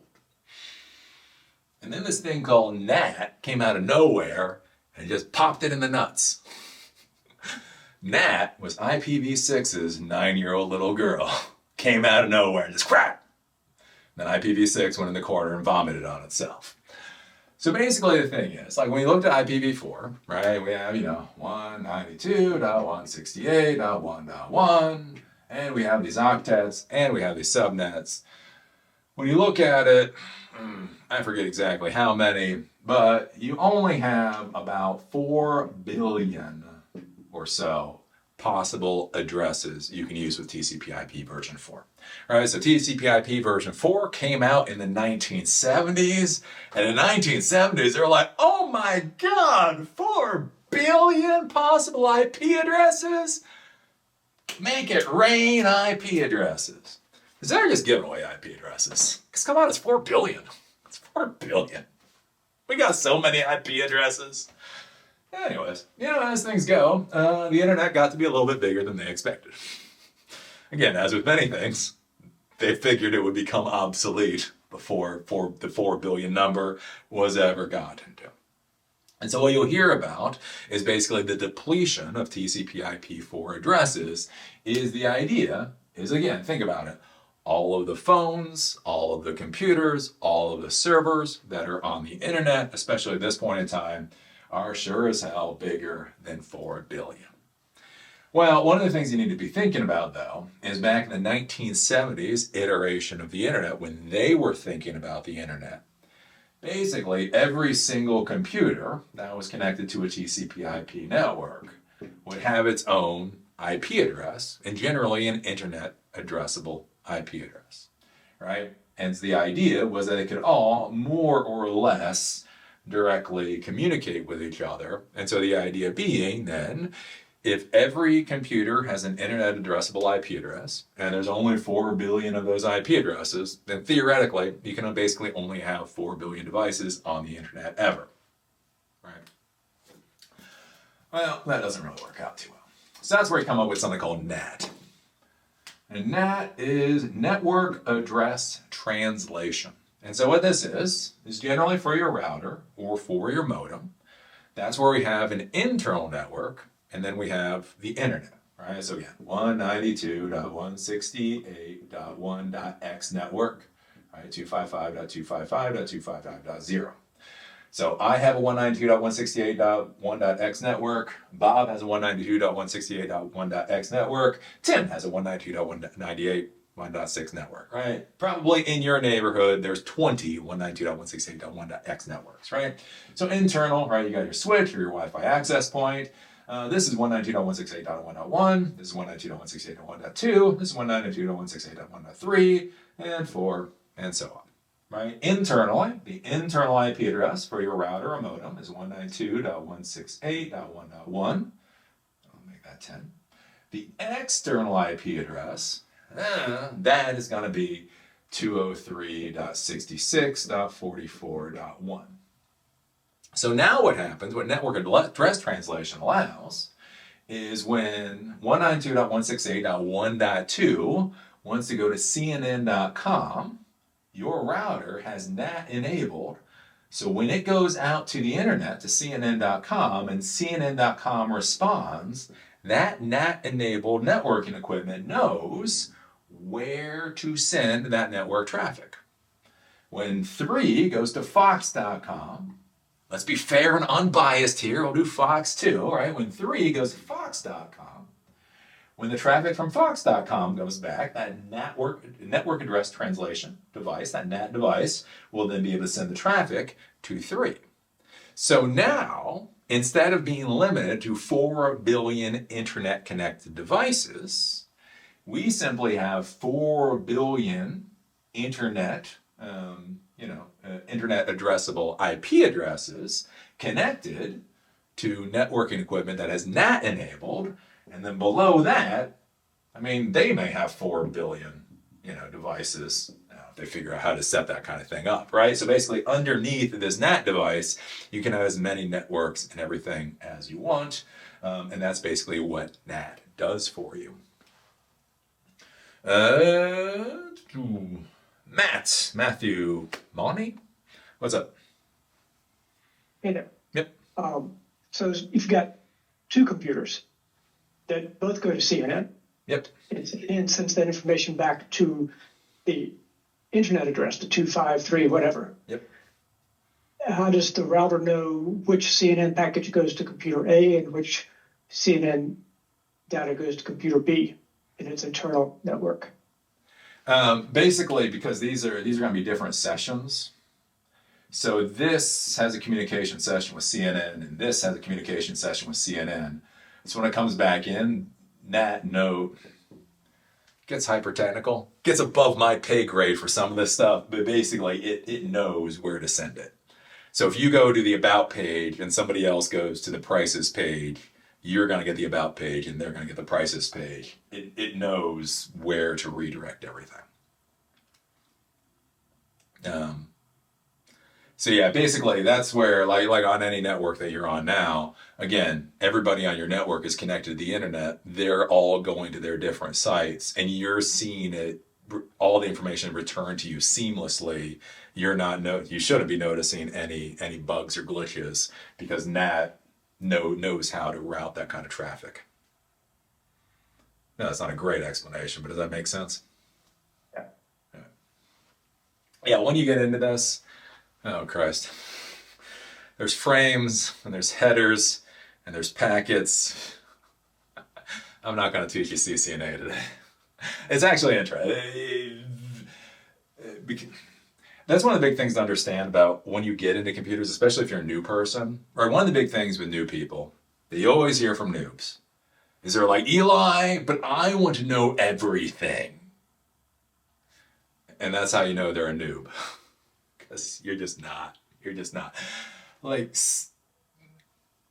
all of this technology is built on so many other components to get you to where you are, that if you honestly bother to literally learn everything theoretically from soup to nuts, you're not going to go anywhere. Again, like you need to have a broad knowledge of the technology world, but at a certain point it gets to obscure stupidity. So yeah, again, there's packets and there's frames, there's headers with that. So when you have the headers, the routers and NAT is able to read the headers and understand where things are going and where things are supposed to be returned to, and that gets into its own thing. Let's see here. So what port forwarding does, all right? Okay, so let's say I want to go to CNN.com. So my traffic goes out. So this is considered outbound. So outbound traffic, my NAT-enabled device tracks it, comes to CNN.com, and then comes back in. But the question then becomes, what happens if I have my own IP address, I have my own internet IP address, and I want to run my own servers? And I have all these devices, right? So whenever we talk about ports, right, there's port 80, port 25, whatever else. So let's say I have my own server, and it runs, obviously, at port 80. So basically what port forwarding does is when somebody from the outside world, right, inbound, hits your router, and it says, I want the web server. So in your router, it's going to have the IP address or host name for your web server with that port connected to it. So it'll be like 192.168.1.55, and that is where my web server is, port 80.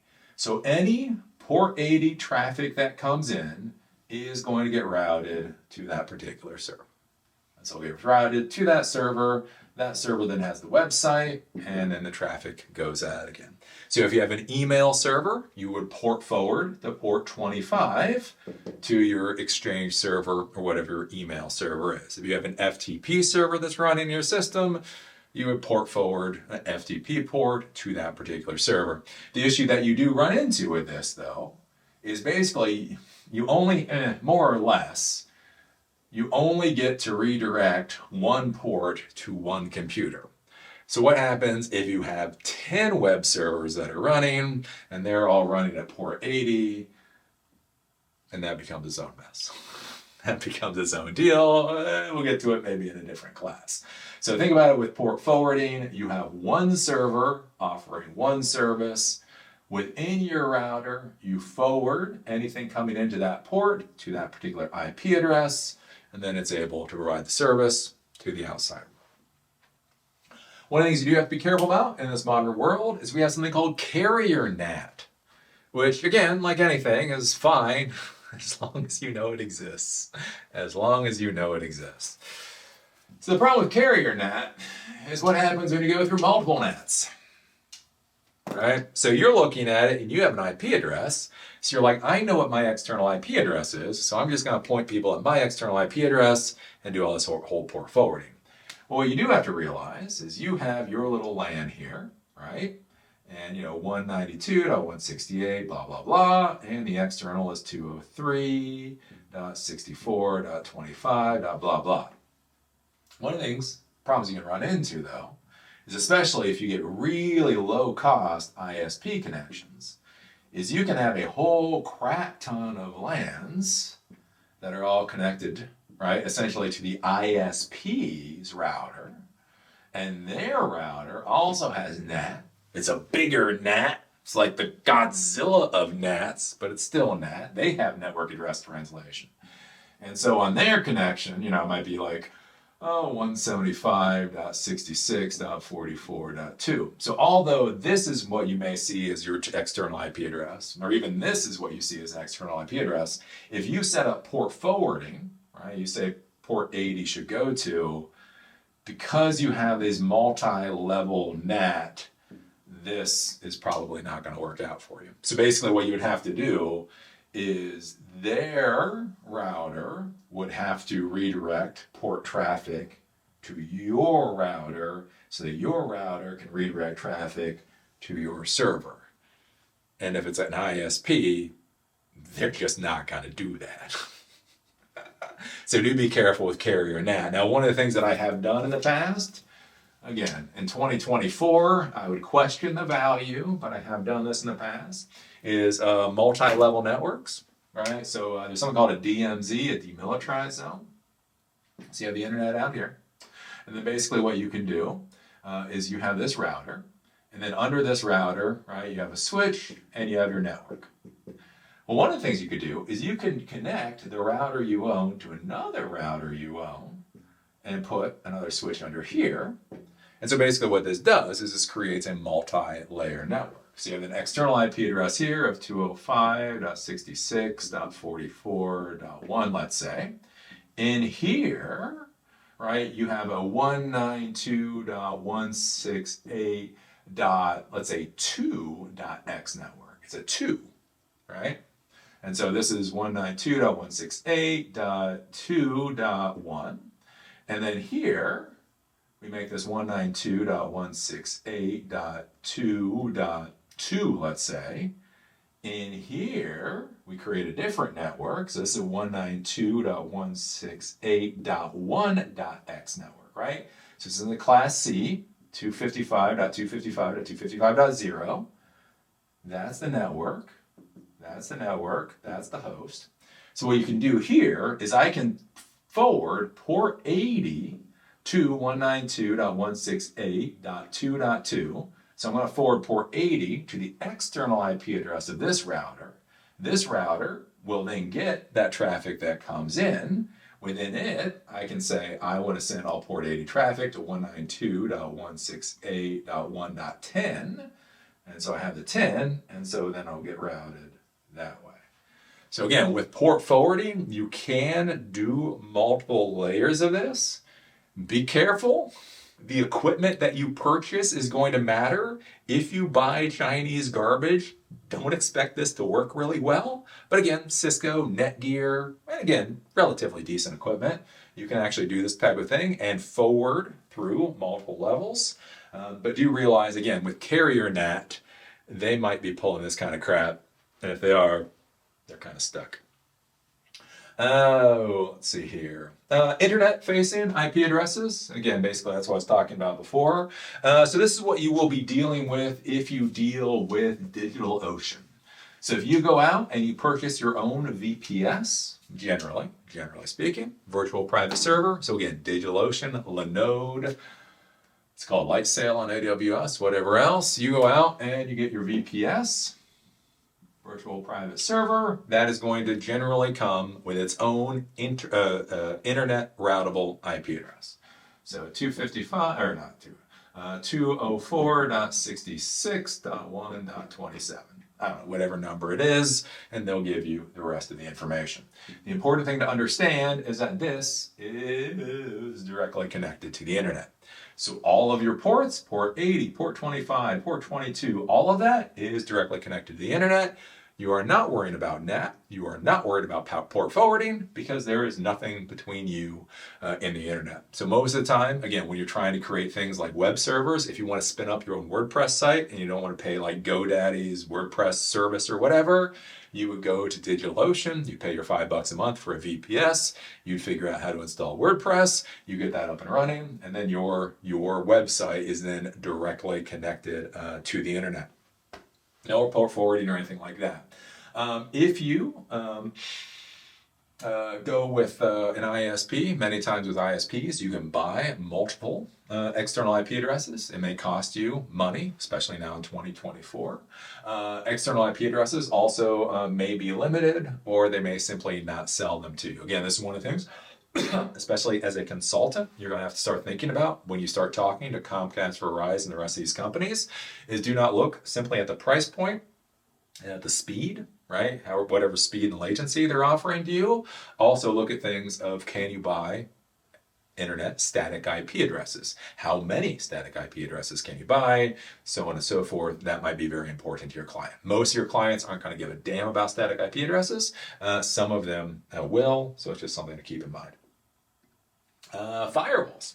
So basically all firewalls is firewalls block TCP ports, right? Port 25 for SMTP, port 22, the important one, for SSH. So SSH, if you have not played with it, basically all this is this is the remote administration tool for administering things like Linux servers. You go in through the command line and you can run command line commands against a remote server, and you're basically administering it. Basically uses SSH. And so one of the things that hackers will do is they'll do what's called a brute force attack against your SSH port, where they'll just keep sending username, password combinations, basically trying to see if any of them work.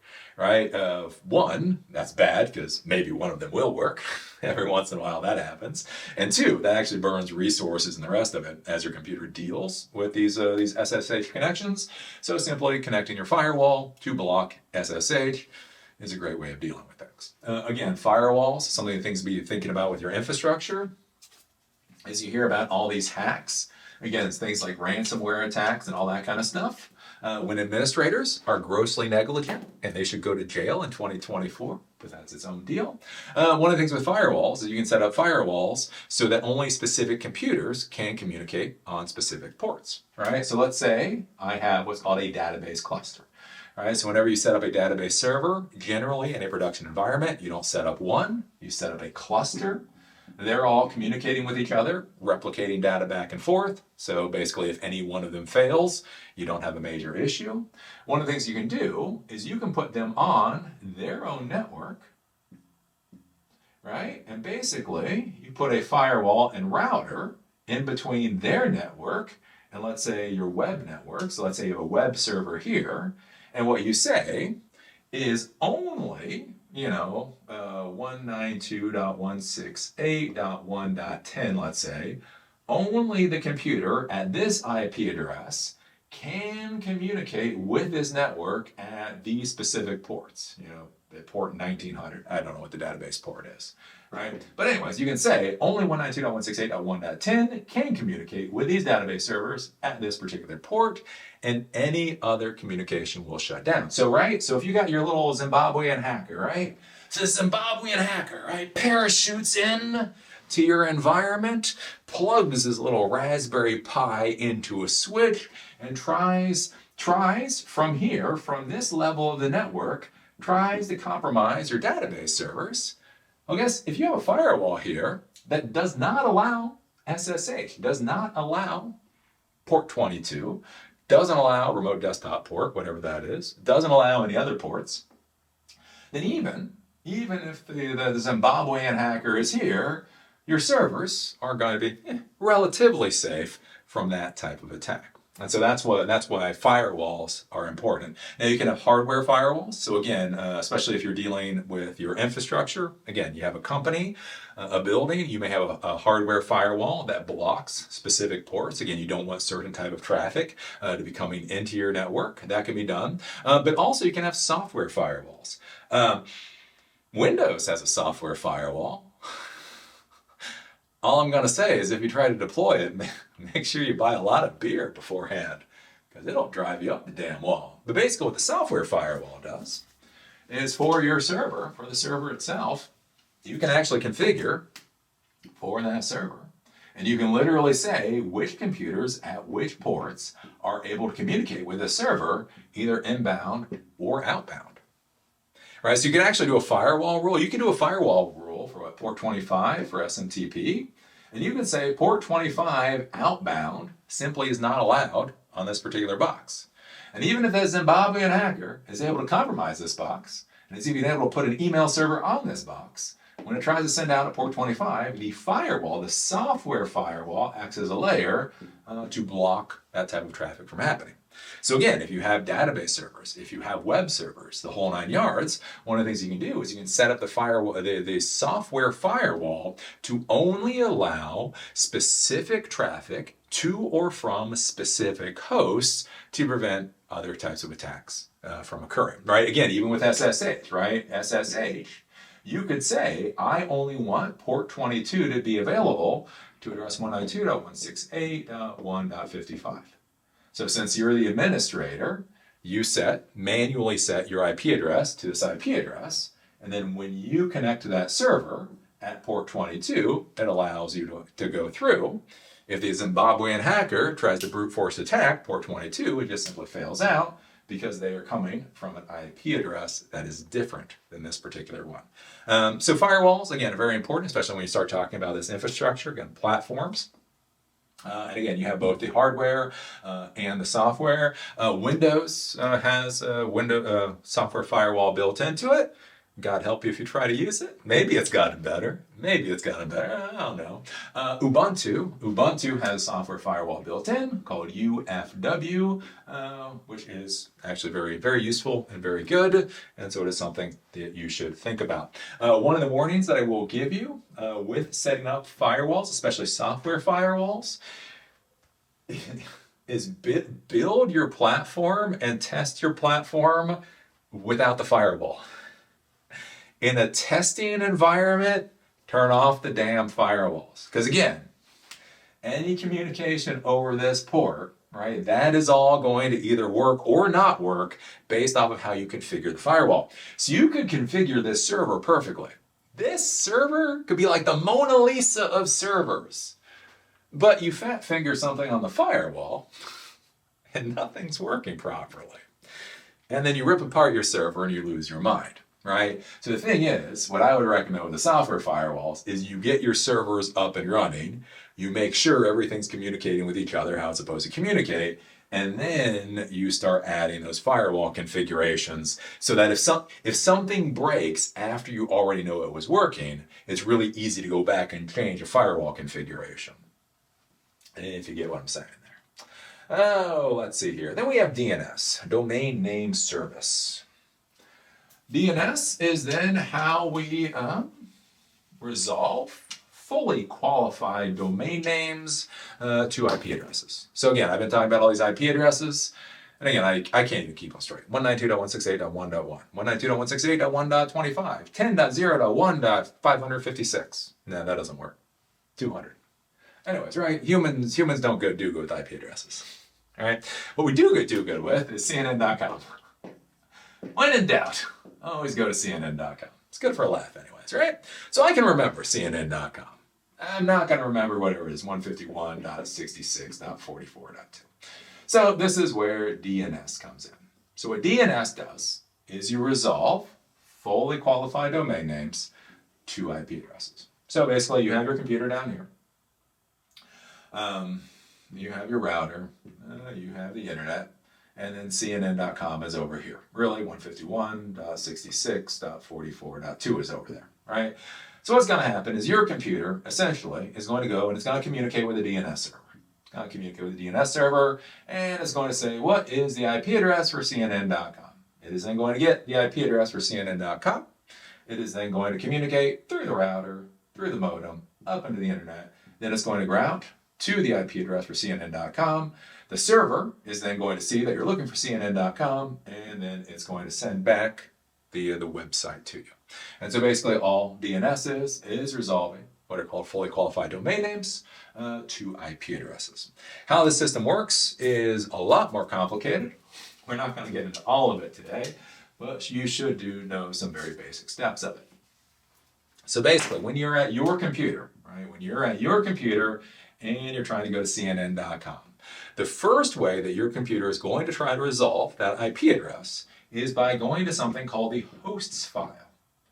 So there is a file on your computer, on all of your computers, called the host file. This is a text file, just an ASCII text file, and in that ASCII text file, basically it has something like CNN.com, and then it has an IP address, 205.66.44.1.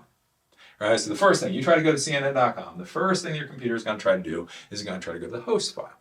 And so this was a major attack vector, again, 15 years ago, right? The Zimbabwean hackers would get into your computer, they would modify your host file so that when you tried to go to CNN.com, instead of going to CNN.com, you went to Butt Plugs or Us, right? Because basically what they did is they got into your host file, and instead of having the appropriate IP address there, they put in, 108.66.44.1 that pointed to Butt Plugs Are Us.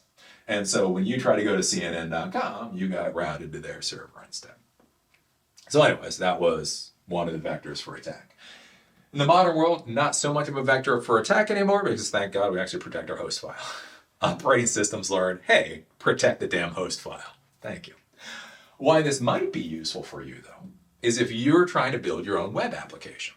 So let's say you're trying to create a dog dating app, right? You have dog dating, app.com.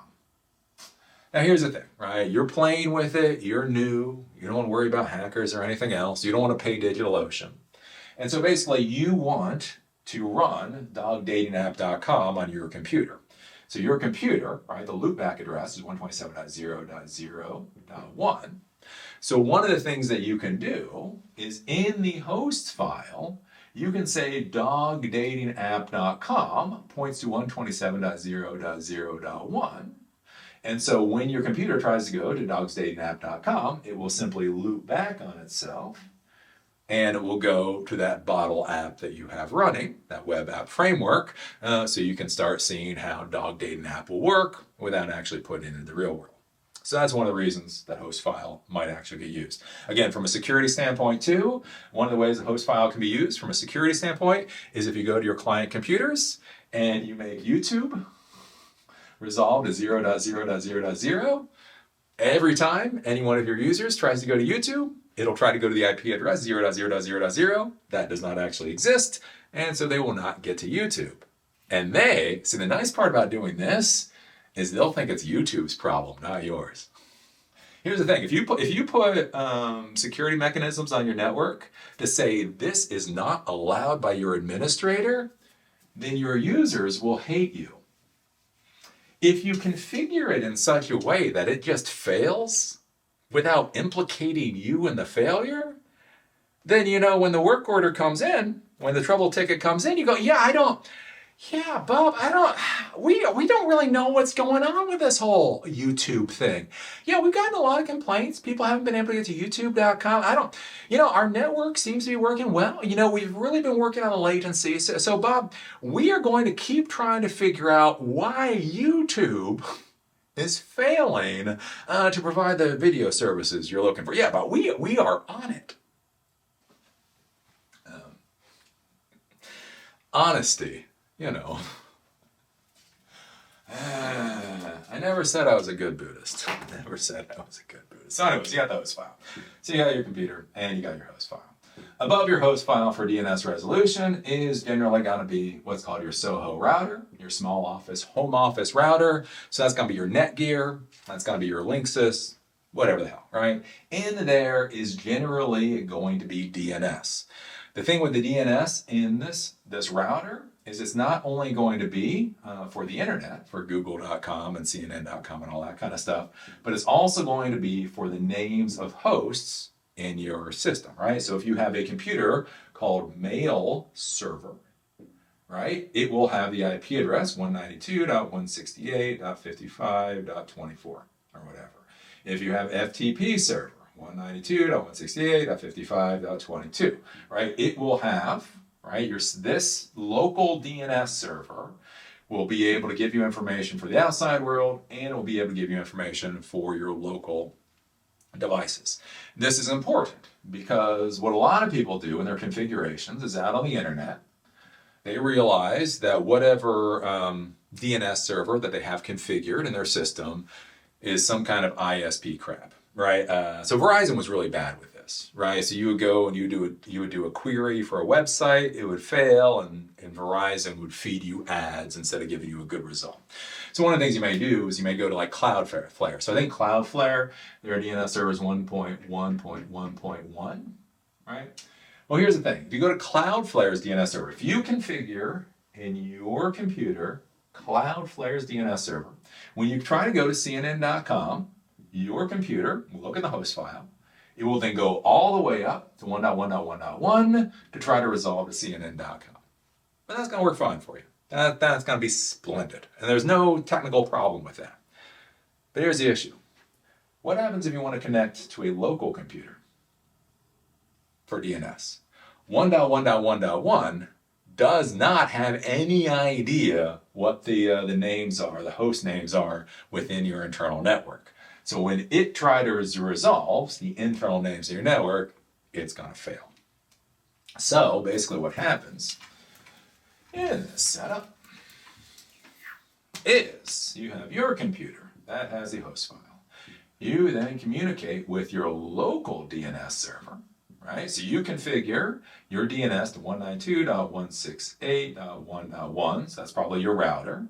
Within your local DNS server, you then configure its DNS server to 1.1.1.1, and that then communicates up to 1.1.1.1. So, right? So basically, when you plug in a name here, it'll go to the host file.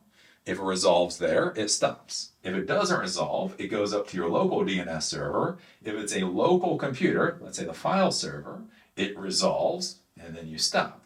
If you're trying to go to cnn.com, it will then go up to 1.1.1.1. It will resolve for cnn.com, and then basically it'll stop. So this is kind of the layer of how DNS resolution works on an exceedingly basic level.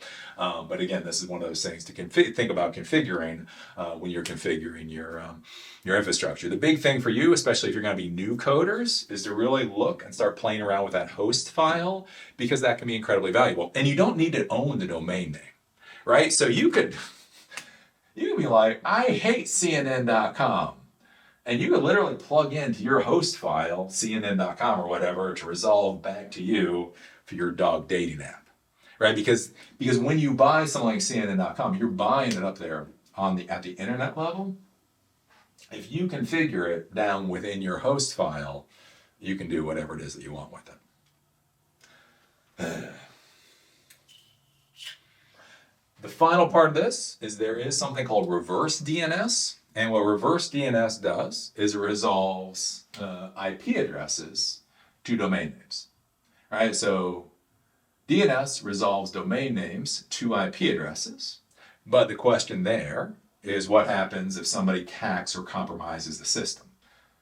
What reverse DNS does, our DNS does, is you have it set up within your infrastructure, it's its own big deal, is once you get back the IP address, it will then check what the IP address matches to and whether it matches to the domain name that you're trying to go to. So if somebody compromises either your host file or the DNS server, reverse DNS, right, you get that IP, that nefarious IP address. What reverse DNS does is it takes that IP address and then tries to resolve back to a domain name.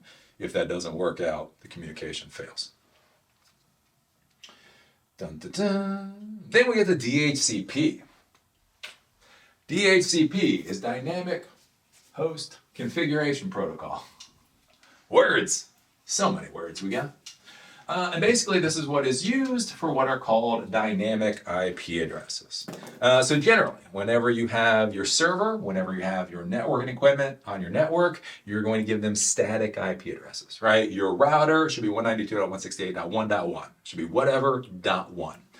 Networking equipment should then be .2.3.4.5. Printer should be .10.11.12.15. Server should be .20.54, whatever, right? Just you give them a static number so they're not all floating around grabbing dynamic IP addresses. The issue though is like what happens when you have your office and you have people coming in during the day, right? Especially if you have salespeople or remote workers, that type of thing.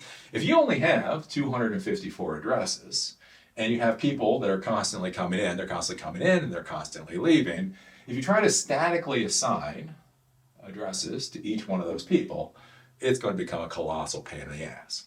So that's why you have DHCP. So what DHCP does is it allows you to dynamically assign IP addresses to the computers that are connecting to your network. So you create what's called a scope. So again, we have the 192.168.1.x network, right? So in that, what we might say is we want to scope between 100 to 200. So basically, we want addresses 192.168.1.100 to 192.168.1.200 to be part of this scope, and they are able to be dynamically assigned to whoever basically plugs their computer into the network, and they're able to grab that IP address. Pretty simple. With these IP addresses, you get something called a lease length. So basically, when the IP address is assigned by the DHCP server, it also gives it a lease length before that address expires. Essentially, what happens is as the computer is connected to the network, every once in a while, it should communicate with the DHCP server to renew its IP address, basically to renew the lease on the IP address that it already has. If it does not renew the lease on the IP address, at a certain point that IP address will expire within the DHCP system, and then it will reassign the IP address over to another computer. This is where you can run into some weird frickin' problems, especially in the remote work world, where you have a computer that hasn't connected to the network in a month, you have another computer over here, this has .1.101, right? This is already locked into this computer, but it hasn't been connected to the network, so it's kept this IP address. DHCP has expired that IP address in its database, handed that over to another computer, and all of a sudden when you connect your computer to the network, that's where you get this flash to say that IP address is already on the network. If you have a modern operating system, your operating system just deals with it. You don't really get anything much more than the error. If you have a crappy operating system, stupidity ensues. Stupidity ensues. But anyways, that's what you're dealing with DHCP. Generally, you want any of your infrastructure servers, infrastructure equipment to have static IP addresses. You statically assign them an IP address, and then that's what their IP address is. Even with the statically assigned IP addresses, one of the things you have to think about in your code, right, when you are writing your code, is you do not want to hard code IP addresses into your Python code. Because what happens if somebody needs to move the server to a different IP address? What happens if the IP address scheme changes? And what happens is if this was the first part of 50,000 lines of code you've written over the past 5 years, and you hard coded the IP address into everything. Basically, one of the things that you want to do, even when you're using static IP addresses, is you want to make sure that you're pointing to DNS. So basically, you're pointing to fully qualified domain names, host names. So instead of pointing your Python code to 192.168.1.55, what you really want to be pointing it to is to, app server. So app server currently resolves to this, but if for some reason the app server needs to go over to a different IP address, you simply change the IP address within DNS, however you do that, and then all of your code still works perfectly. When you're writing your code, write code for DNS names, not for IP addresses. Unless, of course, there's a specific reason you're going to do for the IP address, but that's on too.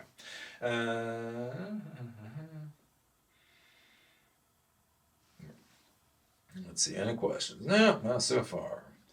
VPNs, so virtual private networks. These are cool. So basically what virtual private networks are, something for you folks to be thinking about, is the old school way of using them isn't so cool. You probably should not be using old school VPNs. But basically what a VPN is it's a tunnel that allows remote computers to logically interact with a local network, right? So you have your facility, and in your facility you have your email servers, and you have your file servers, and you have your print servers, and so on and so forth. So anybody that's in this facility gets access to all these things. So VPNs were very important before the days of Gmail. Back when we used Outlook. Remember when Outlook was sexy? Remember being fanboys over Outlook? Anyways, with Outlook, you had a client that was installed onto your computer, and it would try to directly communicate with your Exchange server at specific ports.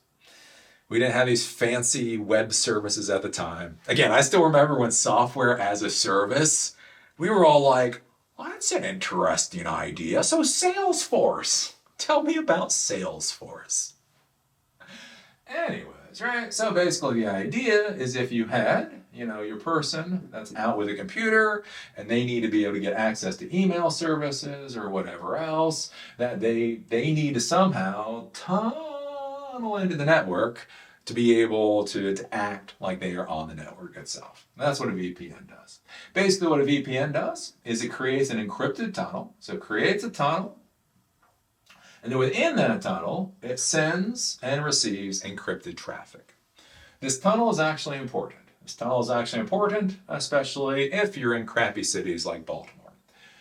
The reason this tunnel is important is because one of the ways that VPNs try to protect themselves from hackers is if the VPN senses that the tunnel has been compromised, it collapses the tunnel and recreates the tunnel, right? So when you're dealing with the internet and you're sending traffic through the internet, the traffic going through the internet is a lot like a drop of water on your hand.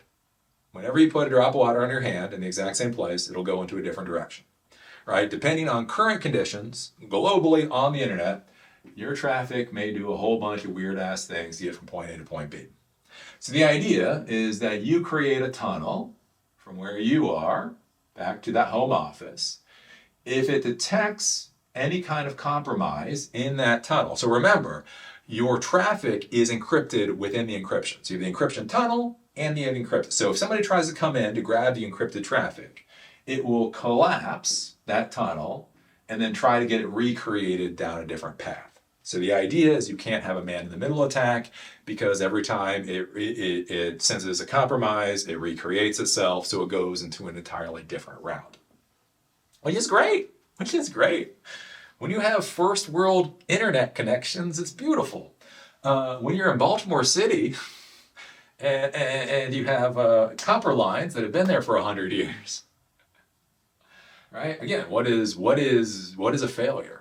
What is a hack? Right? It's all it's doing is sensing values. So if you have really crappy copper lines, the values coming over those really crappy copper lines are gonna look like somebody's compromising the system. So one of the problems you can have, again, if you're in Baltimore, and I dealt with this, is basically every time you're connecting the VPN, it keeps fricking dropping and recreating itself because some cricket somewhere hiccups and it sees that as a hacking attack.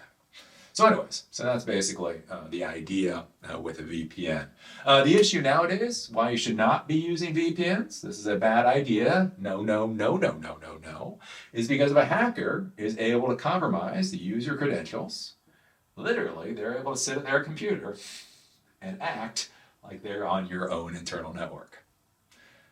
Again, good architecture for 2004 is not good architecture for 2024.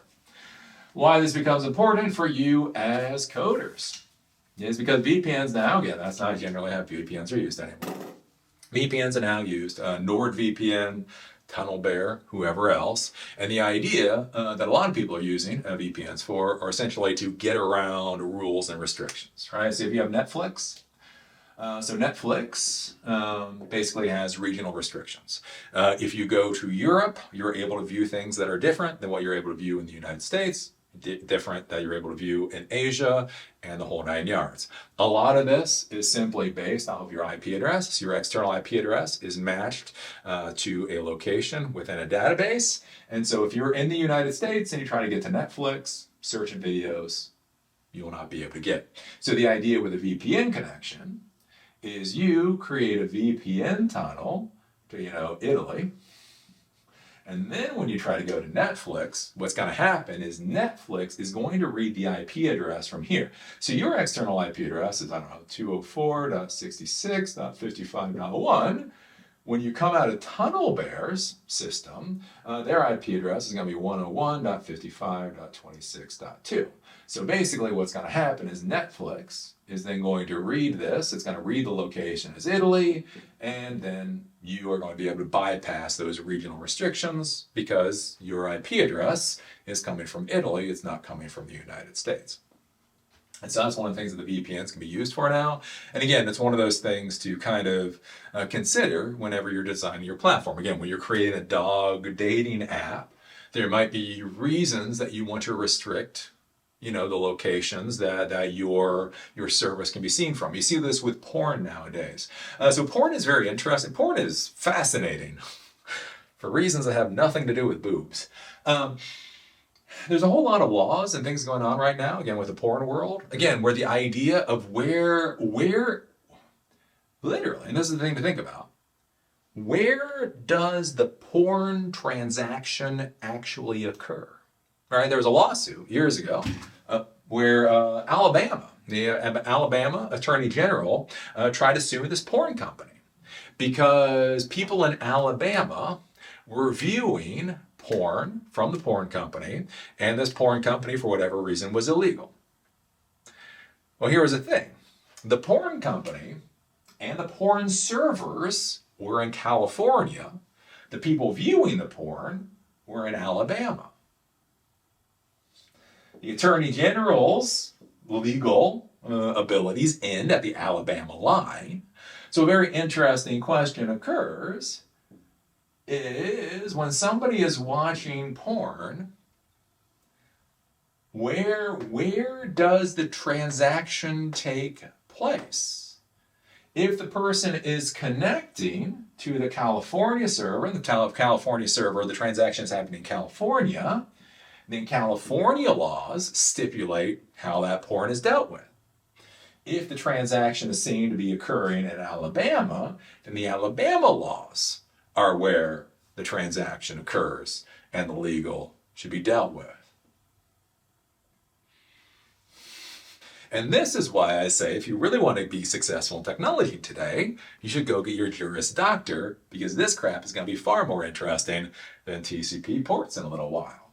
But why this becomes even more interesting, though, is what happens if somebody purposely circumvents the systems that you've put into place. Again, we see this with Brazil right now. So Brazil is blocking Twitter. If Brazilians use VPN to access Twitter, they could theoretically be penalized for it. But again, think about this again. We just had the Telegram CEO arrested, right? Telegram, he's not a resident in France. Telegram isn't in France, the whole 9 yards, but France is arresting him for breaking French laws because of how French users are using it. Now, one of the things you could say is, well, you know, with my Python code, I'm going to write Python code to geo-block anybody from any country that I don't want to deal with, right? I'm an American company. I don't want to deal with those foreigners. Foreigners be crazy. I don't want to deal with foreigners. So I'm just gonna create this geo-block, you know, very basic, so that only Americans are able to access my platform. What if a French person uses a VPN to access your platform? Where is that transaction occurring? Who is liable for the possible criminal offense if they're able to access your platform, but you created a system to try to prevent them from accessing your platform, but there's a pretty easy workaround to get around that system? Welcome to the next 2 decades of what the tech world is going to be like. Again, things to be thinking about. Let's see here. And command line tool. So just some things to look at when we start talking about TCP/IP and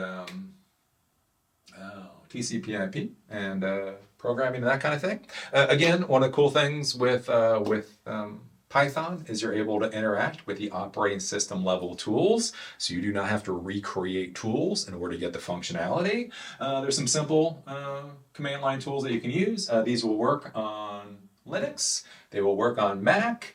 If you're on Windows, they'll kind of sort of work. You know, you use Windows.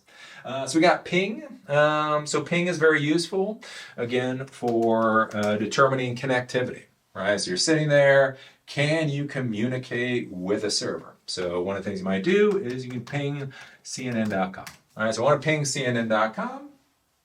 So notice with Linux or with Mac, if you do the ping command, it will continuously ping until you tell it to stop.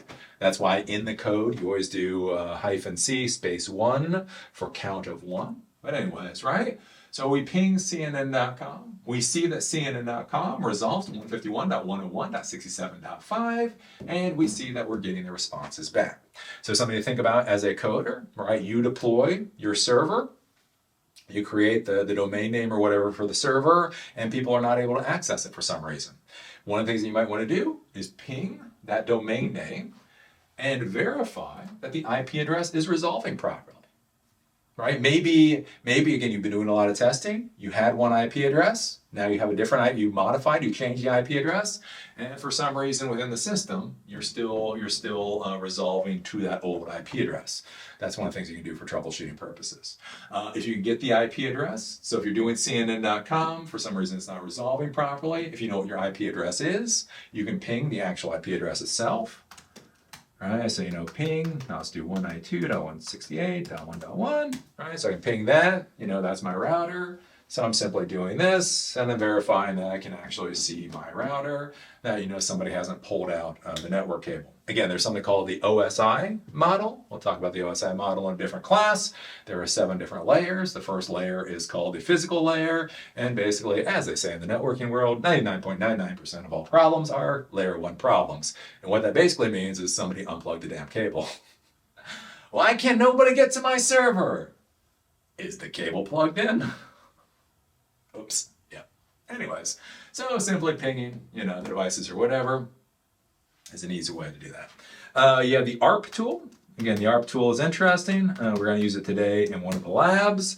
And basically what the ARP tool does is this gives you the ARP table, the address resolution protocol table, to show all of the computers with the MAC addresses that your computer has seen. So this isn't necessarily on the network. This is at this point in time what your computer has seen. So 192.168.1.6 has this particular MAC address, so on and so forth. So again, if you're coding, doing network monitoring, utilities, that type of thing, that might be useful for you. There's something called TRACEROUTE. TRACEROUTE can be very useful. So TRACEROUTE, route to EliTheComputerGuy.com. And basically what this is going to do is it's going to show me all the hops, right? So when we talk about the cloud and we talk about all those different hops that you have to get to, again, we talk about that route. What TRACEROUTE does is it tries to show you all of the routes.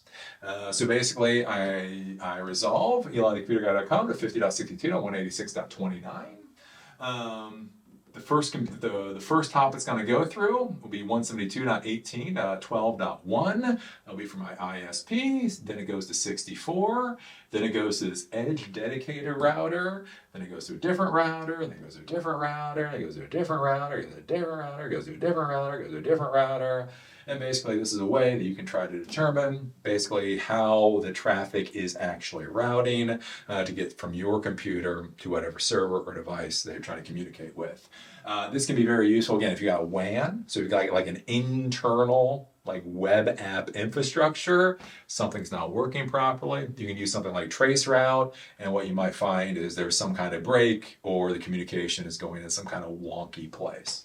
You'll notice at some point generally when you try to ping anything on the actual internet, you'll start getting these hops with blanks back, and this is because ICMP is blocked. So basically all of these routers and pieces of network equipment have decided they're fine with you knowing what's going on. These will generally be your ISP. But then, again, because they're worried about Zimbabwean hackers, gotta worry about those Zimbabweans, right? They don't necessarily want you to know information about these other pieces of networking equipment you're going through. And so basically ICMP has been turned off, and so you do not get responses back. So if you use TRACEROUTE, you'll get a certain amount of functionality from that. And then finally, if you're using Linux, you can use the IP space address command. If you're using Windows, you can use the ipconfig command. With basic Mac, you can use ifconfig. And this will tell you some information about your internet connections. So these are all the different internet connections, or network connections, I'm sorry, that this particular computer has. And you can scroll through to find where your IP address is. So many things. So many. There we go. So my IP address here is 192.168.1.4. Gives me MAC address, give me some other things here. And basically I can use that as a command line tool just to see some basic information.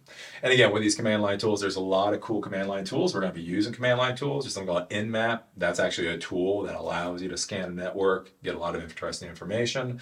But basically these are all here. So you can do some of this kind of troubleshooting stuff at the TCP IP layer. Were these VPNs common for remote work? Yes, VPNs were common for remote work until they became a bad idea. So back, again, 2002, I worked for a major corporation that was in the Baltimore, Virginia area.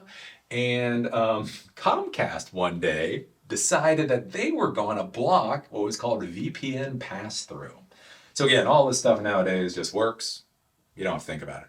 Anyways, there's actually a specific service that has to be on the router for VPN traffic to be able to go through it. It's called VPN pass-through. And for whatever reason, Comcast just decided one day that residential clients shouldn't get VPN pass-through. Holy crap. 2002, our help desk blew up as all of our remote workers, 2002, telecommuters could no longer access the systems that they needed to access. And there is nothing quite so amusing as watching help desk employees try to fix a problem that nobody in the office is able to fix. VPN was the thing really until software as a service became prominent. So when Salesforce became prominent, when Gmail became solid for business use, Office 365. That's generally when VPNs more or less died for this particular purpose. But you have to remember, like back when I worked in the enterprise, right, our salespeople, we had a local server that had our CRM solution. So we used something called ACT back in the day. So that server had the ACT database. The only way to connect to the ACT database is if you had a local connection. So you either had to be in the office or you had to use a VPN. Again, when we used Exchange Server only allowed you to send and receive emails and do all the rest of that fancy crap if you were actually connected to your office's network. So you had to use a VPN for that, right? So again, you go back to the 2001, 2002 timeframe, you got to understand, like literally, I remember when Salesforce came out and people were like, huh, what do you think about that? And we all found out what we think about that. It's a pretty good idea. So basically, that's the thing, is with Salesforce, with Office 365, with all these software as a service, you just simply don't need the connectivity that you used to. Yeah. Okay, so before we get to the labs, we have labs for today. So you can tippy-tap type if you want to. God help me, any questions on what we've talked about up until this point in time? It's 4:43. This has been a long class. Any questions? Anybody awake? Give me a thumb up if you're awake. How many thumbs up do you think I'm going to get? We're going to have a bet here on how many thumbs up we get. 3. We got 3. 4, 5, 6, 7, 8. Okay, we got 8, 9. Okay, you're awake. Okay, people are awake. No questions. 9 people are awake and still no questions. Fair enough. Fair enough. We will go to the labs. Yeah, so we have, I actually have 4 labs today, just because they are relatively easy. We are going to use a REST API to find the vendor for our MAC address. We are then going to do a dump of our ARP table, and then we are going to loop through to basically get the vendors for all the MAC addresses that we have in our ARP table. We're then simply going to do a little ping tool, and then we're going to do a ping loop tool. These ping things are basically, if you've been doing these classes before, you know I like my ping, I like my ping apps. They're basically like we've done before, slightly different. Anyways, let's go and take a look at this. So this is going to be using the request module. So you do have to install the request module, Python 3 -m pip install requests. And that allows you to interact with URLs, interact with web pages. We're going to be using a site called macvendorlookup.com. That's what I showed you before. And basically all this is a REST API database that'll basically try to give you some information about your MAC addresses. So what you're going to do is, again, you can copy all this, and you can copy this MAC address, it doesn't really matter. So import request, MAC equals, so MAC address equals, and a MAC address. So we're going to do try. So we're going to start using try accepts. So try accepts, this is where you try to do something, and then if it fails, you do something else. Kind of like if else, only for actually taking actions. All right. So we're going to do try. So response equals request.get f-string. And we're going to do this whole API call. We're going to do, since it's the f-string, we're going to put in the MAC address. And then we're going to use the .json method here to turn that into a JSON so they can actually parse it. Except, basically, if this doesn't work for whatever reason, we're going to say MAC address not found. We're then going to print out the entire response that we get back, just so you see what that response is. And then we're going to parse just the company. So we do print f-string. We do double quotation marks because we got to get the company thing in there. Company colon, and the response, index 0, index company. It's going to print out. So if we run this, basically what we see is initially, this is the full JSON response. Again, if you're going to parse the JSON response, notice this opens up with a square bracket. So there's only one index in there, but you've got to deal with that index. All right, so that's where we have the 0 here, response 0. So we open, and then we come here with start hex. So this is the start hex, this is the end hex, start, end. Then we have company. So this is coming from Apple Incorporated, and address for the company is this address. Country is US. and then we do company, and it says it's from Apple, right? So it's a very easy way. You can kind of try to see the devices that your computer sees and what the vendors are and that type of thing. Pretty simple. Shouldn't be too many issues with that. Basically just a pretty crappy little REST API. This one gets to be a little bit more interesting, a little bit more confusing. Basically what this is going to do is we're going to dump our ARP table and then we're going to parse it. So, there we go. Okay, so this is going to print out multiple things, and you can get rid of some of it if you don't want to for troubleshooting purposes. So the first thing that we're going to dump out is, so we're going to get all the records from our ARP table, and we're going to turn that into a list. So this is all the records from the ARP table, and we turn it into a list. Again, that's where you see the comma. So this is index 0, that's index 1, index 2, so on and so forth. So that's all of it.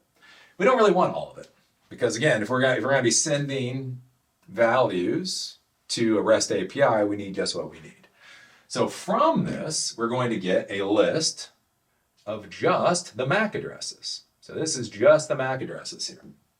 Once we have a list of just the MAC addresses, then we can simply loop through that list using that REST API call that we did before, and then we're simply going to do the MAC addresses, and then we're going to print out, right? So, :68 is Apple, :DC is Ring, :D5 is Ring, :E5 is Nintendo. I got a switch. I don't know why my switch is on at this point in time, but I guess it's on, right? 2C is Apple, right? So this shows you how you can get some more information about your network with a pretty simple utility. So we take a look at this. We're going to import OS. That's default. Import request. You do need to install request. Response _ ARP equals os.popen ARP space -a .read lines. So what this does is this sends a command to the operating system and then sends the results back to this variable. The command we're going to send is ARP space -a. So this is basically just dumping that ARP table. I then do the .read lines method here. So basically this object that comes back, I want to turn every line into a value in a list.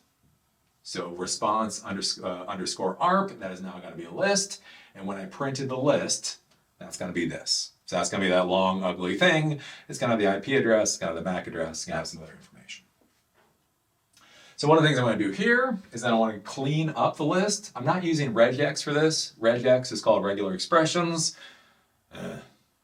That's its own fun. We're not going to get into regular expressions yet. So basically, I need to find a way to pull out just the MAC addresses. How do I pull out just the MAC addresses, right? So if I go here and clear, I do ARP.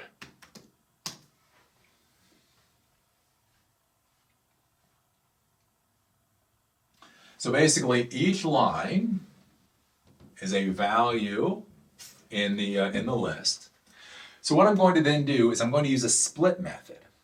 And so what I'm going to do is I'm going to parse each line. So for each line in the list, I'm then going to turn that line into a list. I'm going to use a split method, and I'm going to say wherever there's a space, I want to turn that into a value in a list. So the IP address will be at index 0, @ will be at 1, MAC will be at 2, on 3, 4, 5, and 6. So this is now going to be a list split on all of those.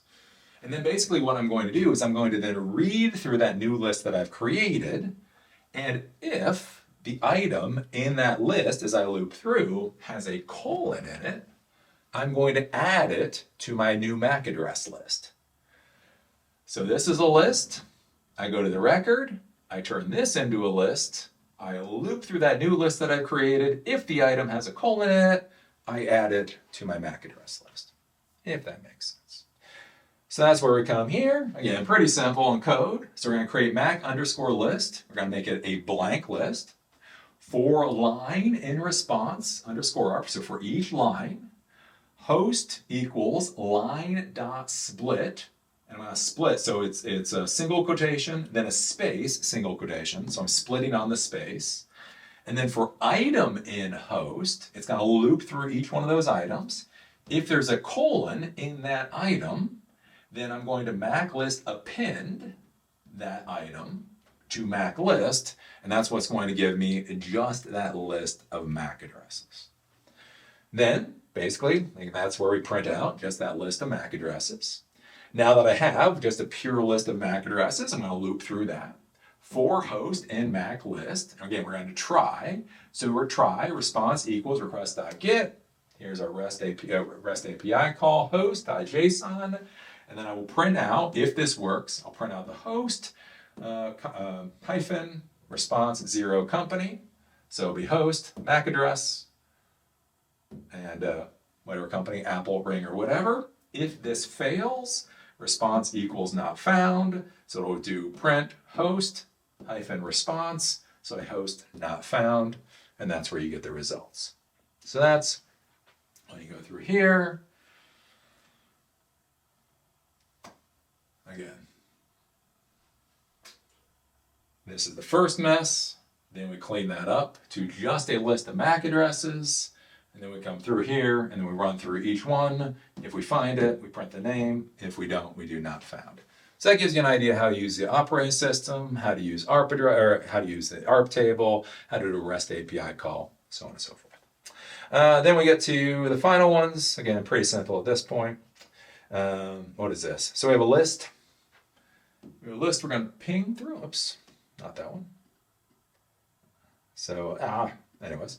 So this is the first one we're going to do. It's going to lab ping. We're just going to ping through a list to see if they're found. So if I run this, basically it is simply going to send a command to the operating system and ping these different values. So 192.168.1.1, and here's the ping response. CNN.com, and here's a ping response. Fox.com, and the response, so forth. So all this is import OS, command equals. So again, if you're using Ubuntu or Linux, you have to do this. Ping space -c for count, space 1, and then space. So that's the whole command. Host list, so this is a list of hosts, 192.168.101, CNN.com, Fox.com. For host, in host list, try os.popen, command host.read. So this will turn the object response back to a string, except if for some reason it doesn't work, say there's a problem, and then simply print host, and whatever the response is. That happens once, and again, just kind of gives you an idea of how this works. It also kind of shows you how ugly it can be. It's like, well, okay. I mean, you get these responses, but CNN.com, I mean, like, that's the whole response. That's kind of ugly. So one of the things we can do is we can go over here. Let me get rid of this for a second. And what this is going to do is it's going to continuously ping these different sites, and it's simply going to give us our latency here. It's not going to give us all that additional information. So this is going to repeat about every 10 seconds. You're going to notice 192.168.1.1, 64 bytes. And basically this time equals, this is a latency. Latency is how long it takes for the packets to go to the server and back again. We can see 10 milliseconds here. CNN.com, we can see a latency of 36 milliseconds, and Fox.com, we can see a latency of 38 milliseconds. If I go here as I had before, one of the things you can do is, again, if a server isn't up and running, you'll notice it takes some time. Gotta wait for the timeout here. See, 192.168.1.9, no response. So we can see that there's a problem here. And again, this will still loop every 10 seconds. If we go and we take a look at this, all pretty simple stuff. So import OS from time import sleep. So basically all that import sleep is for is we're simply going to delay the loop for 10 seconds every time it goes through. So it's not just, right, if you loop too fast, sometimes that's a problem. So we're going to delay for 10 seconds. Okay, command equals ping, space -c, space 1, space. Host list equals our host list. And again, I did put in an IP address that's going to fail, so you see what failure looks like.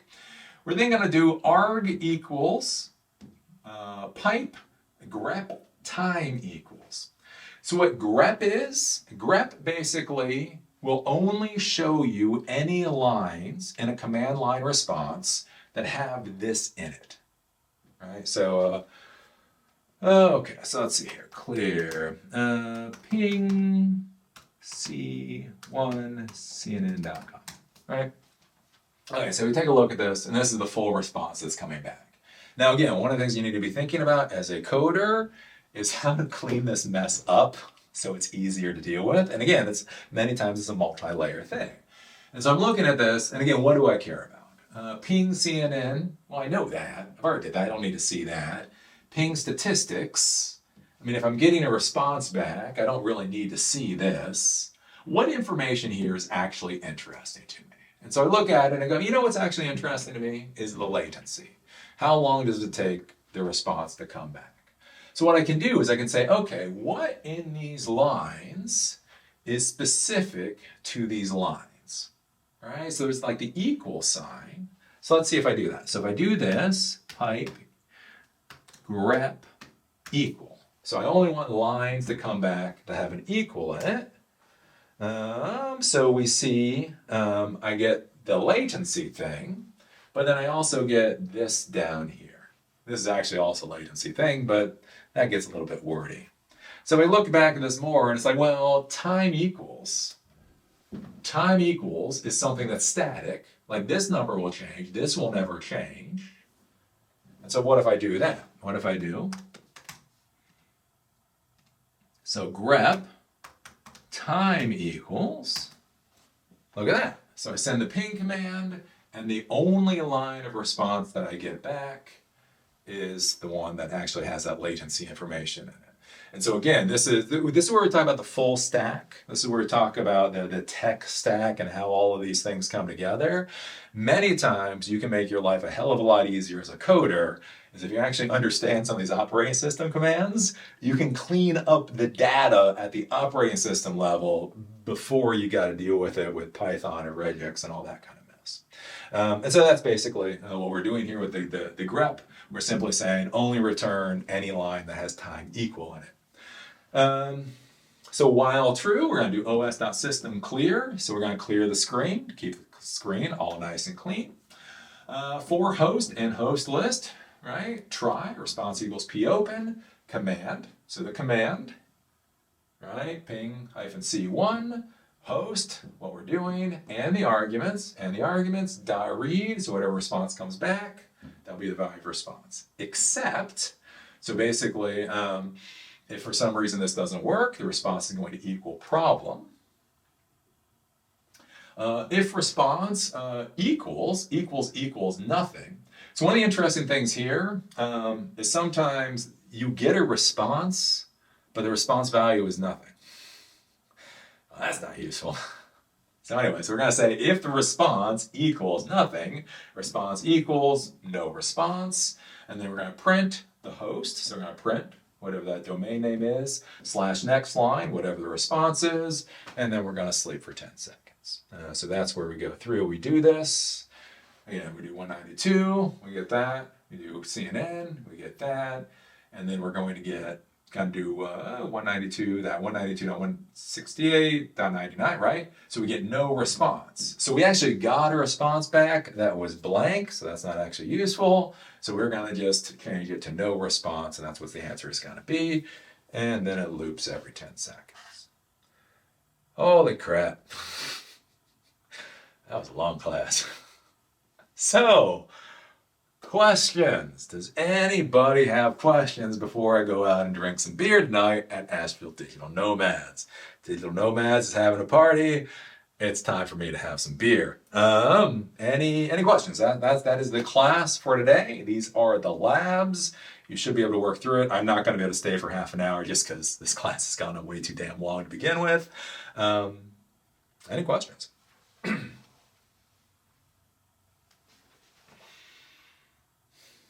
I am questioning how many of you are awake.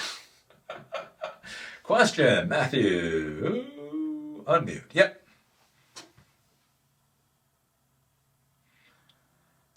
Okay, so this is a new question. Yep. I need to know everything. Going back to the switch. Yes, switch. So you still got multiple computers on there. And how does it get away from the hub issue of people handling multiple communication happening at the same time? Is it like a big buffer, or is there No. So basically, multiple process? so there's the bridge, right? So remember we're talking about with this whole thing, the bridges separated based off of MAC addresses. Mhm. So each port is essentially its own bridge. So when the communication happens, so with a hub, so the hub is dumb. Like the hub, literally, if you open it up, is essentially just wires soldered together. There's no intelligence there.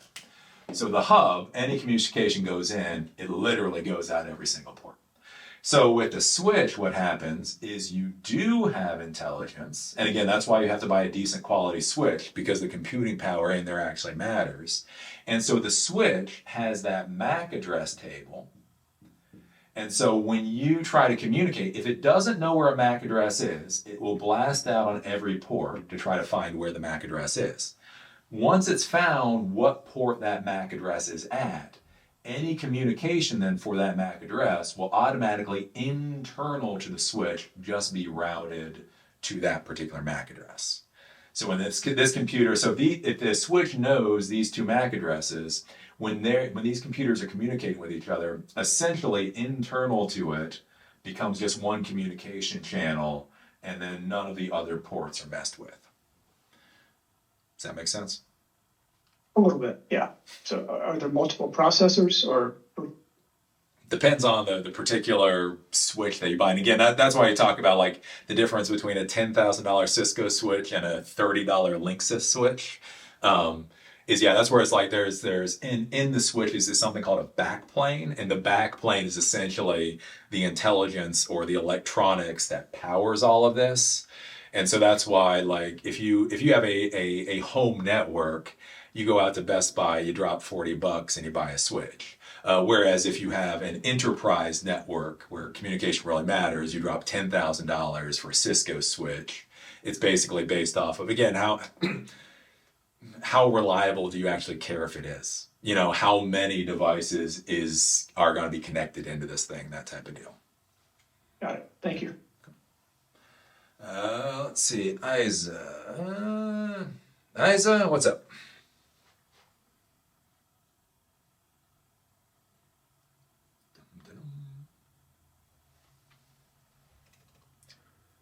Isa. Hello? Yep. Hi.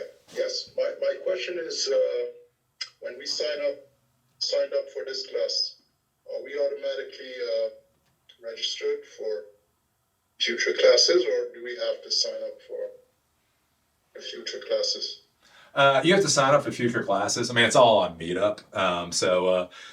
So yeah, I basically schedule the classes as I come up with them. So there's a Tuesday class that's going to actually be on building stuff. So now that I've taught, again, any students that followed along, we've taught you how to do Python, obviously, the Bottle Web App Framework. We've taught HTML, CSS, and SQL.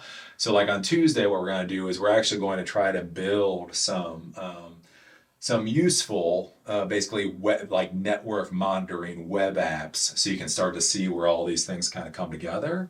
But yeah, basically, again, as far as the RSVP system is concerned, there's no payment or anything, but like every single class has its own link for me. So every class has its own Zoom meeting. So that's basically how you find the Zoom meeting URLs and that type of deal. Yep. Okay, thank you. No worries. Oh, can we do the virtual classes? Yeah, so VENV is virtual environments. Yeah, we're gonna get them. Again, one of the things you have to be thinking about, and this is where I get into trouble with a lot of like real technology professionals. Like the worst real technology professionals are the ones that have done it for like 5 years, right? Because noobs are really easy to write off because they're noobs. And again, people have been doing it for a couple of decades. They're too tired. They just want to go home. You get like the people that have been doing it for 5 years, so they know what they're talking about. Yeah, they just haven't really dealt with reality a lot. And so the problem that you run into as a technology professional is that you need to solve for the problem that your users have. So you can come up with this really high-tech solution, but if your users can't keep up, you're screwed. Like I had a client of mine, they were a printing company. Anyways, they literally, it was out of their office, they were out of their home office. It was a husband and wife team, and they did like custom printing. They had hired a security professional to come in and do some cybersecurity wizardry. So they had like 3 computers, a couple of network printers, and literally something wasn't working right. So they called me, and they literally handed me a damn 3-ring binder of the security configurations that had been done on their network. Now, to be clear, they were not printing for the NSA or banks or anything like that. They were printing for 4-H clubs, right? And so the thing was, like, their security, again, it wasn't wrong. It wasn't wrong. It was just, right? Anyway, so they ended up paying me a lot of money to prune their security policies. So anyways, where that comes with the VENV. So it's a virtual environments, VENV, which are great. I actually have a class on YouTube. If you go to my YouTube channel, I have a class on VENVs. And basically what this does is it allows you to compartmentalize your Python code. So when we install modules and all that kind of stuff, like requests here, like you may be working on multiple different projects. You may want to have certain projects have access to certain modules, or more importantly, especially in this open source GitHub type world, different projects may require different versions of the same module. And so what you can do is you can create Vim. So instead of using pip to install the module just simply onto your computer, basically with virtual environments, you're able to silo your modules, essentially silo your environments, right? So this VENV has requests and OpenAI and Bottle. And this VENV, has OpenAI version 2 instead and Bottle. And this VENV has something else. The good part about this is not only does it compartmentalize, make it a hell of a lot easier as a coder to make sure what's going on, but it's also requirements. You can actually run a script off of this that will create a text file that will actually say what modules and versions are installed within this virtual environment. And you can have that, especially like in GitHub, as simply a text file so that somebody can run that text file to basically recreate the virtual environment so that when they run the script, they have all the correct modules to function and everything works properly. The issue is notice how I'm scribbling on the whiteboard about this. This is great. This is fine. I have nothing against virtual environments. No snark at all. But it is another level of complication. So when I'm trying to explain to people try statements and if-else statements and data types, adding this into the mess isn't something that I want to get to you folks right at this particular time. So we are going to get into this again when we start deploying. So if you want to deploy a Bottle web app or a Django web app or whatever else, you really do need to actually do it in a virtual environment scenario. So we are going to have a class, and I think the class is going to be on creating the Python coding environment. So we're going to talk about the environment variables. Again, that's one thing that I have to go through and actually write out how to do environment variables. We'll go through virtual environments. We may go through additional extensions or whatever for Python. So basically, again, that's the other thing for me too, is I have to get enough together to do a class. Like just doing VENV, I can explain it to in 5 minutes, 10 minutes. It's getting enough together to have a class so that I can teach you folks in a way that makes half a bit of sense. So anyways, that is the other thing too, like with bias, just for anybody who's still watching, again, whenever you have an instructor, you really have to think about what their bias is, what their view to teaching you is. My view to teaching you is to get you to do something vaguely useful as quickly as possible. Once you see that you can create something that does something interesting, you will be motivated to continue on. I can tell you the first programming language that I tried to learn was C++. I got the SAMS C++ in 24 hours. So I had my Army training, I had my MCSE, and I was going to sit down and become a coder. After I spent 24 hours, whatever, a week or two learning C++, again, my joke is I knew how to create the cat class. There's something called a class, and I knew how to create a cat class. Other than that, I didn't know what the fuck to do with C++. And so I never used C++ again, right? And I think that's one of the big problems we get to in the coding world, again, the IT world, is we explain Active Directory, we explain security policies, we explain